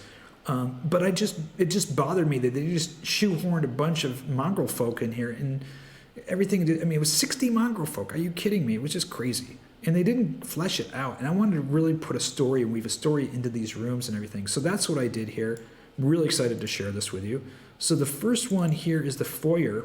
And it looks like a little office, and there's a handwritten note on the wall that says, when the morning bell rings, and then below it's a following list of chores like garden work, watch, wood, cooking, chickens. What Cloven does every morning when the sun rises is he rings the big church bell, and every night at sunset he rings the big church bell. And the Mongrelfolk, I imagine, comes to this room and they look on the wall and they try to figure out what their job is of the day. Remember, they're simpleton folks, right? Oh, I got to go do the garden. Oh, I got to go get the chicken eggs. Oh, I got to go to watch. And so this is where they come to figure out what their chores are for the day. They hear the bell in the morning. They're awake. When the sun comes up, they got to go do their job. So that's what this area is here. This just describes the hall. The hall is clear of clutter, but there's this area kind of smells. There's kind of still like this barnyard kind of smell in here. The Mongrelfolk aren't the cleanest in here. You know, I imagine them. It's a commune with showers are not part of their vernacular or baths. So the first room we have here is Mongrel Kids. So when you step into this room here, the room's a mess. There's some broken furniture in here, and there's two young Mongrelfolk. By the way, I have two different types of mongrel. I'll just show you here. I have the Mongrel Kid. That's what the Mongrel Kid looks like. And I have the adult mongrel. So there's two mongrel kids, and they're throwing pieces of wood at each other. And as soon as you step in, they stop, and they drop what's in their hands, and they look. And a second later, one points to the other and said, they did it first. I mean, it's kind of, you want to play it off as a kind of a funny scene. It's like, kids are kids. It doesn't matter if they're mongrel kids or halfling kids or elf kids or Vlaki kids. They're kids just playing in here, throwing stuff at each other, getting in trouble. And you can figure out what you want to do with this role-playing. The next room up here is there's a wooden statue in the corner, and there's this old Mongrelfolk playing to the statue. Now, when you walk in, you see this old Mongrelfolk. They're just praying to this giant wooden statue. You can't really understand, and if you roll a perception check, DC 12, and you succeed it, you're going to hear this old Mongrelfolk praying for forgiveness and mercy. It's an elderly mongrel. She's praying for their kind to end. She wants the mongrels to die. She is the eldest of the mongrel. It weighs heavy on her heart to see these young mongrel folk playing, because she knows they'll never have peace. They'll never be able to leave this abbey. She knows what they are, but the kids don't. So she's secretly poisoning the mongrel folk, slowly poisoning with a poison known as lover's sleep. Now, she believes it's a mercy to slowly kill them, to end their kind, to end this curse that they've had since Strahd cursed them in Berez hundreds of years ago. They're the great ancestors of the Berez, and they're continued to devolve and devolve every time the next generation gets just a little worse and worse. The poison that she's using the poison in the well, and it takes a long time for this poison to act. They'll eventually grow lethargic, they'll stop eating, and eventually die very peacefully. Now, I actually created the poison here. It's called Lover's Sleep. I got a little story behind it. Lover's Sleep is the seeds of the tesser flower that are poisonous in large doses. The seeds, excuse me, the seeds of the flower are also known, they make tea out of it called Lover's Sleep. In ancient times, it was used as the lover's suicide poison. So the myth tells of when two forbidden lovers, they will drink the tea together made from the seeds of the tesser flower. In small doses or diluted, it takes a long time for it to work. But they would take really concentrated, and it would just put you to peaceful sleep. So it was used as a suicide potion for forbidden lovers that they would take together, or that was the myth. And it's collected from the seeds of the tesser flower. Now, she's using such small doses in the well, it'll take a year for this to take effect. If she stops giving it to the mongrel folk now, nothing will happen. I mean, they're not taking big enough doses, so it's slowly. So over a year, it'll eventually take effect, and all the mongrel folk will finally go to sleep and perish very peacefully. So this is very interesting. If you use a nature check of 15 in the water in the well or the vial, it'll reveal that this is very low doses. If you drink this whole vial, it won't kill you, but it needs to be constantly added. A vial of this needs to be constantly added daily. In the huge water supply, it'll take a long time. It'll take approximately a year. By the end of the year, mongrel folk will begin to go to sleep and to die off. So this is interesting how the players want to deal with this. They want to steal it. She has this poison vial with her, the Lover's Sleep potion right here. So this is very interesting moral consequences, right? I wanted to throw that in there, This old lady realizing what they are just wants to end the curse. So interesting way for the players to role play this. I thought was pretty cool. The next room up here is we have this mongrel who's practicing spells. So then when they walk in there, there's a single mongrel folk wrapped in a cloak. He's in the corner. There's a flame in the candles, and they're kind of whispering something, and there's this open book in front of them. The book is the book of Merlin's Book of Spells, Brother Merlin's Book of Spells. The mongrel folk that has it, he's found it in the library, and he wants to become a great wizard. He imagines becoming a great wizard, and he's trying to learn these spells. He can't learn them. He just doesn't have the intelligence or the ability to learn them, but he's just mumbling words, thinking that he's learning the spells. He doesn't want to give over the book. He'll show it to you, he'll open it, but he wants it to be his. The spells in here are some cantrips. They're cleric paladin cantrips, keeping in with the theme of the Abbey. It's guidance, light, sacred flame, and thaumaturgy. I hate pronouncing that word. Thaumaturgy or whatever. I don't know, but you know what I'm saying. So if the paladin or cleric gets this from a holy order with good alignment, they can study this for 10 hours, and they will learn all 4 of these cantrips. But he doesn't want to give it up. He imagines that he's going to be this great wizard. He will tell you about the library, that there's a library here. So if you don't know there's a library, he will tell you that there's a library, and that's where he got this book. The next room up here is the food stores, and there are two female Mongrelfolk in here. It's kind of like a root cellar, I imagine. They're putting some potatoes and some carrot and vegetables and storing them in the cold. It's a cold room. And these 2 Mongrelfolk women are arguing with each other over nonsense, like, what's the best root to grow in the winter versus the summer. And it's just nonsensical argument. And if you come in there, they're just hell-bent on arguing about anything. They're going to try to draw you into their argument for you to pick a side. And you realize soon that these are 2 sisters always arguing about anything. And they'll pick a subject just to draw the players in to pick a side, right? So this is kind of a family squabble, and they want you to kind of, the players to kind of pick a side to make sure that one is right. I'm right, and I want to be right, so I'm going to try to get the players to agree with me. And so that's how I would role play this, kind of a family funny squabble, letting the players deal with it as they may. In this room over here, we've got a hermit, and the hermit has built this kind of fort, lives in there. He's kind of dirty, very old, and he just repeats some stuff. He speaks about himself in third person, and he says these things over and over again. Oh, the old hermit saw with his own eyes, yes he did. He saw what they did, saw them dig where they should not. Old hermit told them it was bad to dig there. But no, they don't listen to the old hermit. The old hermit knows what they dig for. They dig for the dead parts. But old dead parts are not good eating. The diggers tell the old hermit to leave. They tell the old hermit that the abbot sent them to dig the dead parts. The old hermit knows this is not right. Not right, the old hermit says, but they don't listen.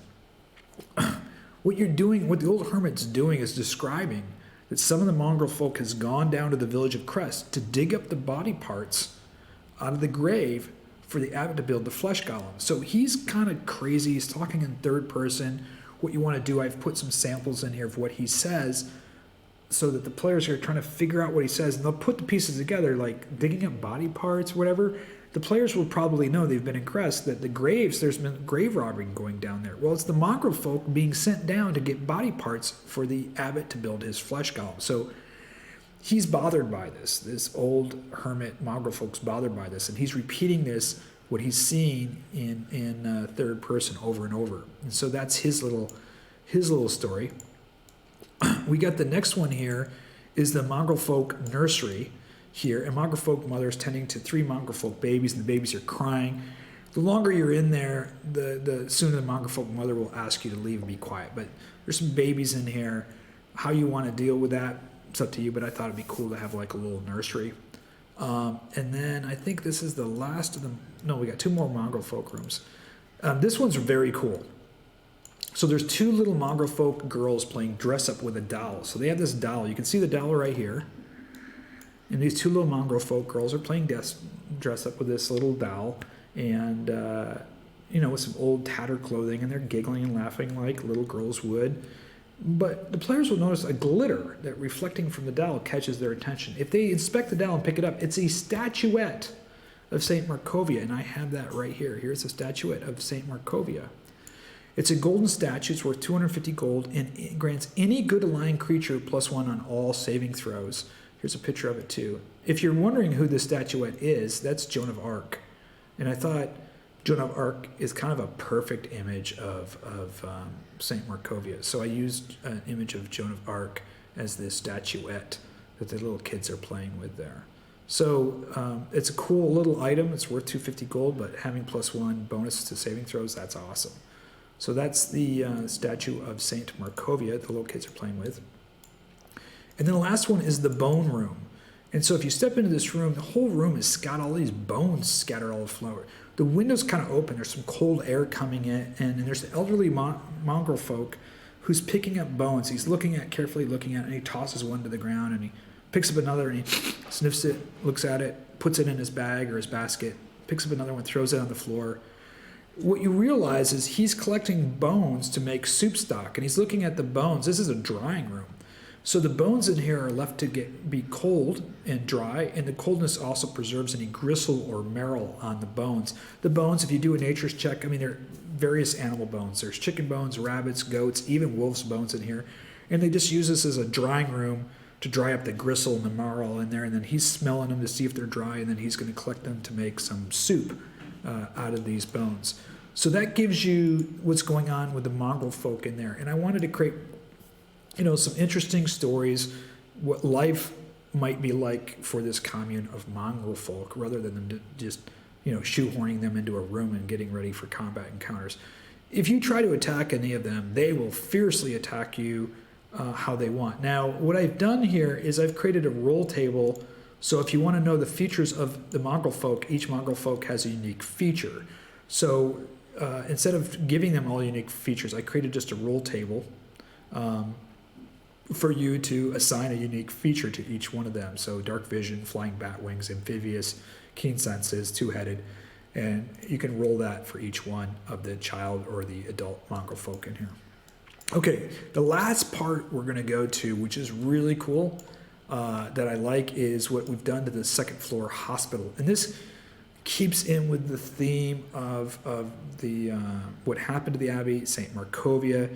It ties into the mist, everything, really, and the abbot and everything. So the first room we have up here is just the barracks. And this is the barracks where the monks would stay that served the abbey, guarded against the intruders. I imagine this is where they were kind of fortified and held up when Strahd issued the edict to try to shut down the abbey. This is probably the room where Brother Vallen, where he slept last. When the players go in there, they'll notice it's kind of a mess, but kind of in the center room, someone's put a backpack, there's some belongings in there. And what's happened here, there's a folded blanket, there's even a small cache of weapons. This is where Esmeralda, who is staying at the Abbey, she's made this into her kind of makeshift bedroom here. She's got her gear in here. So if you come in here, you're going to see this, all of this in here. The next room is the library. This has been converted library for the Abbey. And when you step into the library, there's a woman. I really want this to be a cool scene. You step in there, you see this woman dressed in leather and scarlet fighting gear, staring deeply into a book that's laying face open in front of her. And I imagine what happens is you step in the room, and before you can see, she just pulls out this dagger, and she slams it into the table with her clenched fist, the dagger just right in the table, and she doesn't even bother to look up, right? And you can hear her whispering, "State your business." Like, she's looking at the book, and she knows like somebody's in her peripheral vision has kind of, walked in on her. So she's, she's going to be, if the players haven't met her, she's super guarded. She looks pretty impressive. Here she is right here. I'll just zoom in. She's super impressive. I mean, she looks like a total badass kind of, monster hunter, right? She's got this wicked gear on, kind of a scarlet look that kind of matches her hair. She's got some scars on her face. She's got this wicked dagger. I mean, she's lived in Barovia for a while. She can take care of herself. So if this is the first time they're meeting her, you want to have this impressive engagement. State your business. Like, she's ready to take anybody on. I mean, she's willing to do anything it takes. So once she determines the players are enemies of Strahd, she's going to let down her guard, and you can have a really good role-playing session in here. In fact, if she learns that the players are going to try to take out Strahd, she'll volunteer to join forces. Even if she's not the fated ally, I would always make sure, she wants to kill Strahd. She should be, whether she's a fated ally or not, allow her to join the party. Now, you don't have to have her join the party now.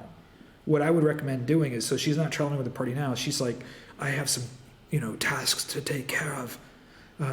Send word by Raven, and I will meet you, at Ravenloft or whatever. You can set a plan for her to meet you when you're going to go eventually into Ravenloft. So she doesn't have to travel with your party for the rest of the campaign. One of the things, just to segue for a second, I think people get stuck on is when you get an ally or something, they got to stay with you for the whole campaign. your allies can take off and do their own thing. Maybe they have errands to run. Maybe they have their own shit they got to take care of, and they can meet back up with you again. So that's how it would do this. It's like, I'll join forces. Let me know when you're going to march on Ravenloft. Tell me your plans. We'll meet somewhere, maybe in the tavern, at the Blue Water Tavern, or you know, at the Blood and Vine, or wherever that is, so you can assess and make plans. And she will march on Ravenloft with you. So I would definitely keep that in here. Now, when she learns the players are formulating a plan to kill Strahd and join forces with him, she'll state with the players, "I am staying here at the Abbey, searching for any knowledge of the Dark Lord. I came here when I learned Strahd had visited the Abbey on several occasions. I quickly learned the Abbot is creating some kind of golem for Strahd, a curious endeavor for an Abbot. He is a strange one indeed. The Abbot seems oblivious to who he serves. Even if he did, he doesn't seem to care. He seems more concerned about Strahd's well-being. When I met the Abbey, he was also overly friendly and helpful. He just as one would expect a pious abbot to be. He offered me food and lodging, welcomed me to search the library for as long as I wished." So she's relaying that kind of, this weird empathetic lack of moral compass the abbot has. If the players haven't fully figured it out, you know, she's another clue to give you this idea that this abbot, you know, she's friendly. He's friendly to Esmeralda. He's friendly to you. He's friendly to Strahd. His moral compass is gone. It's just spinning around in a circle. Who knows where it's pointing at this point? If the players don't find any of the books or don't look, you can have her volunteer. She's like, "Look, I found some books." She'll say, "I've already found some interesting tombs. They must contain some clues, but I'm unsure what to make." This is where you're going to find the prayer book, which I already showed you. In addition, you're going to find the Lords of Barovia here. And let me just bring this up in PDF form so you can take a look. I originally wrote called the Book of Kings, and I've edited it with the help of James Long, big thank you, James, to the Lords of Barovia. And I'm not going to go through all of it here. It's got a nice stamp and seal in here. This book was created by Leon in 348 after Strahd had conquered the valley to record who was buried in the tombs to make it clear in their history, a history all the way up to 348 when Strahd became the ruler of Barovia. So it has a timeline in here from year 1 to the year 347 when Strahd rules.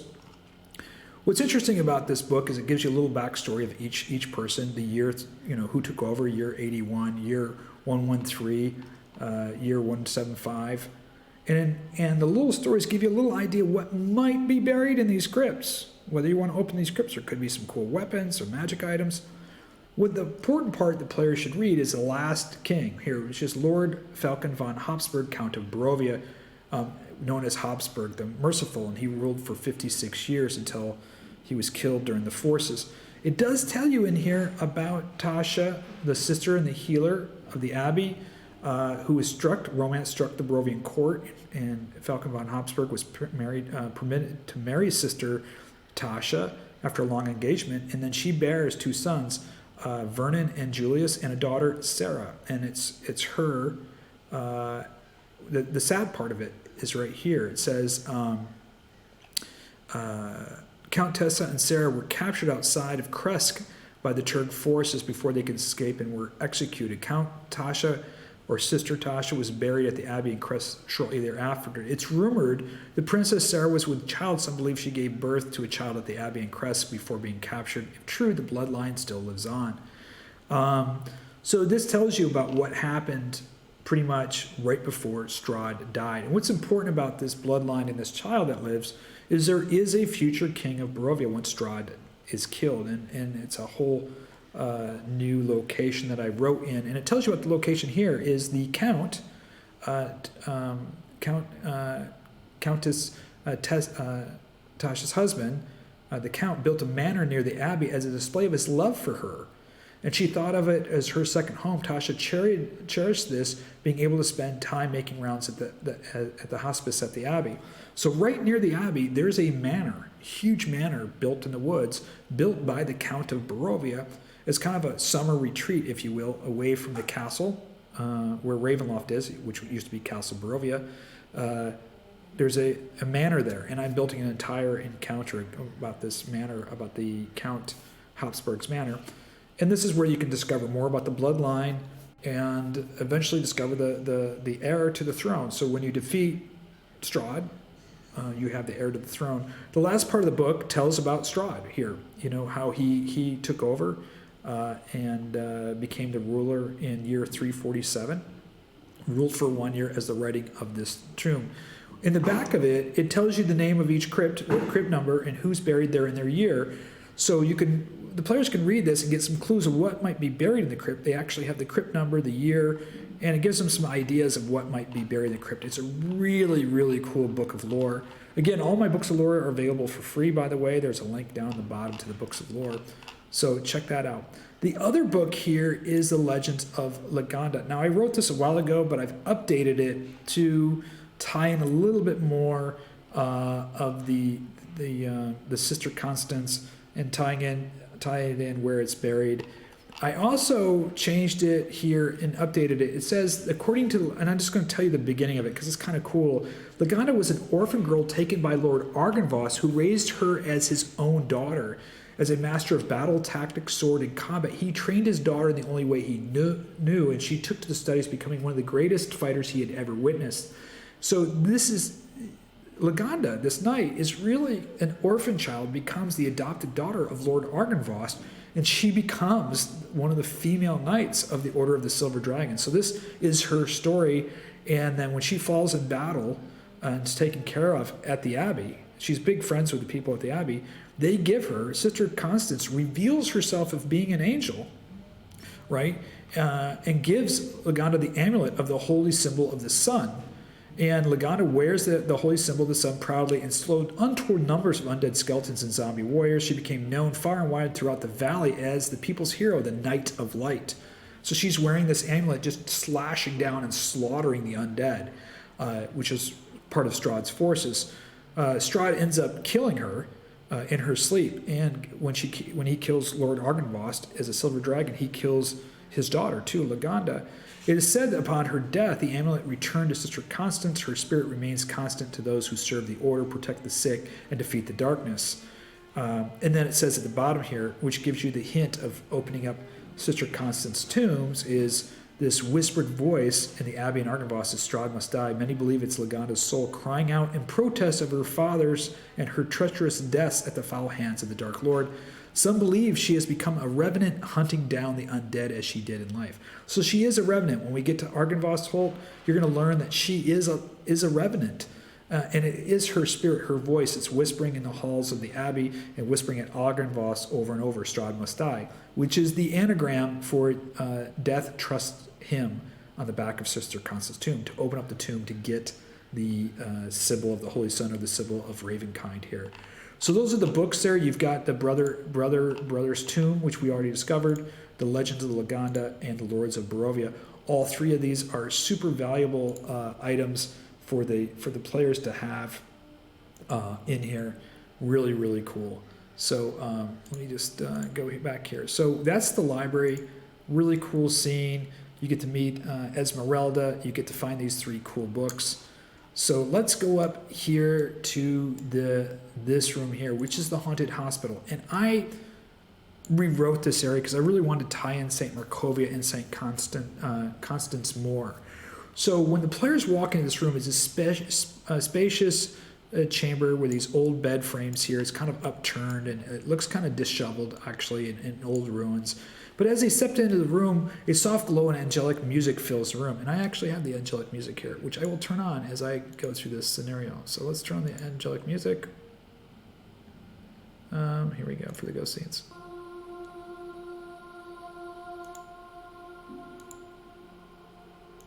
There you go. I think you can hear it back there. Not too loud. Just down a little bit. The ghosts began to slowly appear, and injured knights lay in the beds being cared for by sisters and monks and brothers of the Abbey. They rushed back and forth trying to heal the injured, comforting them during this great war from centuries before. You begin to hear the prayers and the cries of agony and desperation. Two ghosts, sisters of the Abbey, enter together arm in arm. It's the blessed sister Markovia and the blessed sister Constance. They radiate this aura and they smile on the fallen and injured, giving them peace and hope. They raise their hands in unison, and the room fills with the brightest light. You're unable to see for a second, and as quickly as the light brightens, it dims again. And now only Sister Markovia and Sister Constance remain. They are now in the Abbey graveyard, and Sister Markovia is digging a grave as Sister Constance sits there and watch, and she turns to you. You see the sorrow on her face as spirits rise up from the grave towards the sky. And as you watch the spirits rise to the sky grows dark, and the spirits hover just below the darkness of the sky, unable to go further, trapped in the mists of Barovia forever. You know the message that Sister Markovia and Sister Constance are relaying, and that is the souls of Barovia are trapped here in the dark land. The scene fades, and you break from this vision as you look over the old ruins of the hospital. So I have this image here. This is a pretty moving scene. You have this image here of, in the Abbey graveyard. There's the Abbey graveyard. You have Sister Markovia digging the graves, and Sister Constance looking over her as a young Sister Markovia. I mean, I imagine this Sister Markovia is just tenacious. You know, she was raised to 12-year-old by a wolf hunter. Nobody knows where she came from, somewhere in the woods. You know, orphan child. Maybe she was raised by wolves, born to wolves or whatever. The wolf hunter raises her. He turns her over to the Abbey when she's 12. She becomes a sister. All she does when she's growing up, the war is going on. She's taking care of these knights. And then she stands up to the Dark Lord himself and is eventually is sainted, becomes Saint Markovia. That's her here on the left, Sister Markovia. And that's Sister Constance the angel on the right, fighting this horrible war, this horrible dark scene that's been played out over Barovia here.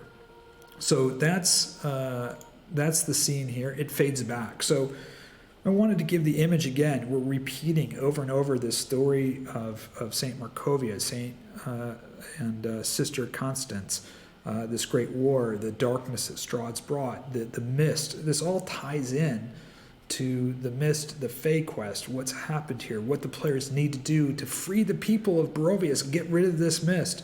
This is one of those really powerful, or should be powerful, moving scenes that the players are just moved by. Now, what's interesting here, if the good or neutral aligned characters will see the scene play out. If the characters are evil aligned, they'll only see the ghosts of the injured knights wailing in pain and suffering. When the sisters raise their hand and there's this bright light, the evil characters will hide their eyes and they will take 1d6 worth of radiant damage. So if there's an evil character in your party, they'll see the ghosts of the knights. When the Sister Markovia and Sister Constance, the ghosts, appear and flash this bright light, any evil character will not be able to see, and they will take 1d6 worth of radiant damage. I really want to have this casting of the darkness versus the lightness, which is where the Abbey is wrestling with. This is this paradigm shift that's going on in this Abbey with the moral compass kind of spinning out of control with the Abbot. All right, let's go to this nursery. This is another scene from that time. Oh, we're going to go to this room here. This is the Abbot's experiment. The Abbot is using this room, S22, to build his flesh golems. When you walk in this room, you open the doors, there's a foul smell, and there's some body parts, and there's some bloody rags, everything. And you'll notice some piece of clothing and everything, and the players will be able to search the room and realize, there's some dirt here, some stuff from graves. They'll be able to put the pieces together. You've got the clue from the hermit, the hermit Mongrelfolk who kind of relays some clues. You've seen the flesh golems. This is where the flesh golems are created. You'll put it together. Obviously, the players should put it together from the 3 different clues. The Mongrelfolk are stealing from the grave sites down in Kresk. If the players want to, they can find some items here to take it back to the Burgermeister of Kresk, share it with him, let him know what happened to the bodies. They were dug up, they were brought here, and the flesh golems were made. So that's what's here. It's normally the operating room, but that's what I changed it to the Abbot's experiment. We have another ghostly scene in here in the nursery, and what I wanted to do is from the book, when Contessa Sarah has the baby, the heir to the throne, the Earl von Habsburg, that scene plays out here. So you have another ghostly scene here, and When you step into the nursery, it's kind of old wooden crypts. The abbey once received the underwanted newborns and raised them as their own children. Many became future sisters and brothers and monks of the abbey. You begin to hear baby crying, and the room fades, and a ghost of a princess appears with a child. The sister from the abbey appears and holds the young princess's hand to comfort her. Soon the baby is delivered into the sister's hand, and the sister swaddles the baby, the newborn child, and hands it to the young princess mother. Another old woman appears to be the countess, the mother of the princess. She whispers to the daughter, her princess daughter, and the princess begins to cry. Not in pain, but in sadness. The young princess nods her head and reluctantly hands the newborn child over to the sister of the abbey. The countess removes the ring from her daughter, the princess, and it seems to be the signal ring. This is the ring right here. You can see it right here. And she holds the ring and places it in the sister's hand. And the countess slowly, with both of her hands, closes the ring in the sister's hand, the sister's holding the baby in one hand and holds the ring now in the other hand. And the countess looks to the sister, holding her hand with the ring in it. I imagine almost praying, weeping to the sister. Save my child. Save my grandchild. This is my grandchild. And make sure that the ring is with the grandchild. I imagine that's what's saying. There's no words. It's all done through this scene. And the gravity of the importance of what's happening is Barovia's falling now to the Dark Lord to take care of this child. This is the heir to the throne. And so here's the ring here. I think I have a bigger image of it. No, I don't. It's right here in the text. But that's the ring right there that's being handed. That's the same ring that will be found on the countess. I have the ring here as an item. Let me just show you really quick. There's the ring. The ring was made, there's 5 rings for every of the Habsburgs family. So there's the ring right there. They're all made for the Habsburg family. So this ring is given to Saint Markovia, who's with the child. You remember in the Book of Prayers, we learn that she gives the child with the ring over to Ivan to take through the snowy mountains away from Barovia so that the bloodline could exist and maybe one day come back and be the future king of Barovia. The Von Habsburgs were known as the merciful, the good kings until the Dark Lord came. There's references, again, I had the references to the prayer book in Lords of Barovia where this whole scene has taken place. There's references to the rumors in Lords of Barovia, and then there's references in the prayer book where Brother Vallen actually recounts this entire scene happening. This is where it happened, right here. Hundreds of years ago, this baby child was born, the heir to the throne. Okay, the last room is the morgue. And the raven flies to the window, and there's a feeling of death in the air among the players. There's a strange foreboding feeling floods over you. You look down briefly and you glimpse images of just dead knights stacked upon one another. This chill runs through your spine, and you realize you were standing in the morgue of the abbey once used centuries ago for the Great War. You can imagine the hundreds, possibly thousands of bodies at one time that had rested in here before burial, or if they were unnamed and unloved, probably into a mass grave or even burned as the graveyards were beginning to run out of space as the Great War raged on. Now, the raven in the window carefully watches you and seems to know what you're seeing in your mind and what you're feeling. Now, the raven is a were-raven of the Keeper of the Feathers, and they've arrived here to meet with the Kenku to learn, but they've learned that there's visitors here, and they want to assess if you're a friend or foe. Now, if you've already made a pact with the Keeper of the Feathers, or you know Muriel Venshaw, they'll reveal themselves to you, maybe tell you about the Kenku story. If the party's already befriended Muriel Venshaw, this is a great opportunity to visit with her again. You can do some great role-playing, follow-up information, some plans here in this morgue with the were-raven turning back into human form. A great private area to do that. So that's it. That is the Abbey that I've put together. I mean, this is a space that I love this location.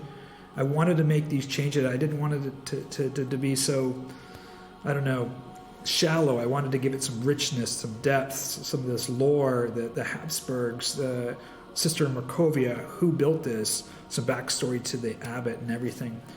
I really hope you enjoyed it. I really loved putting this together for you. Again, if you're a Patreon member, this is available in PDF form, or if you're using Foundry, all of this is put together in Foundry.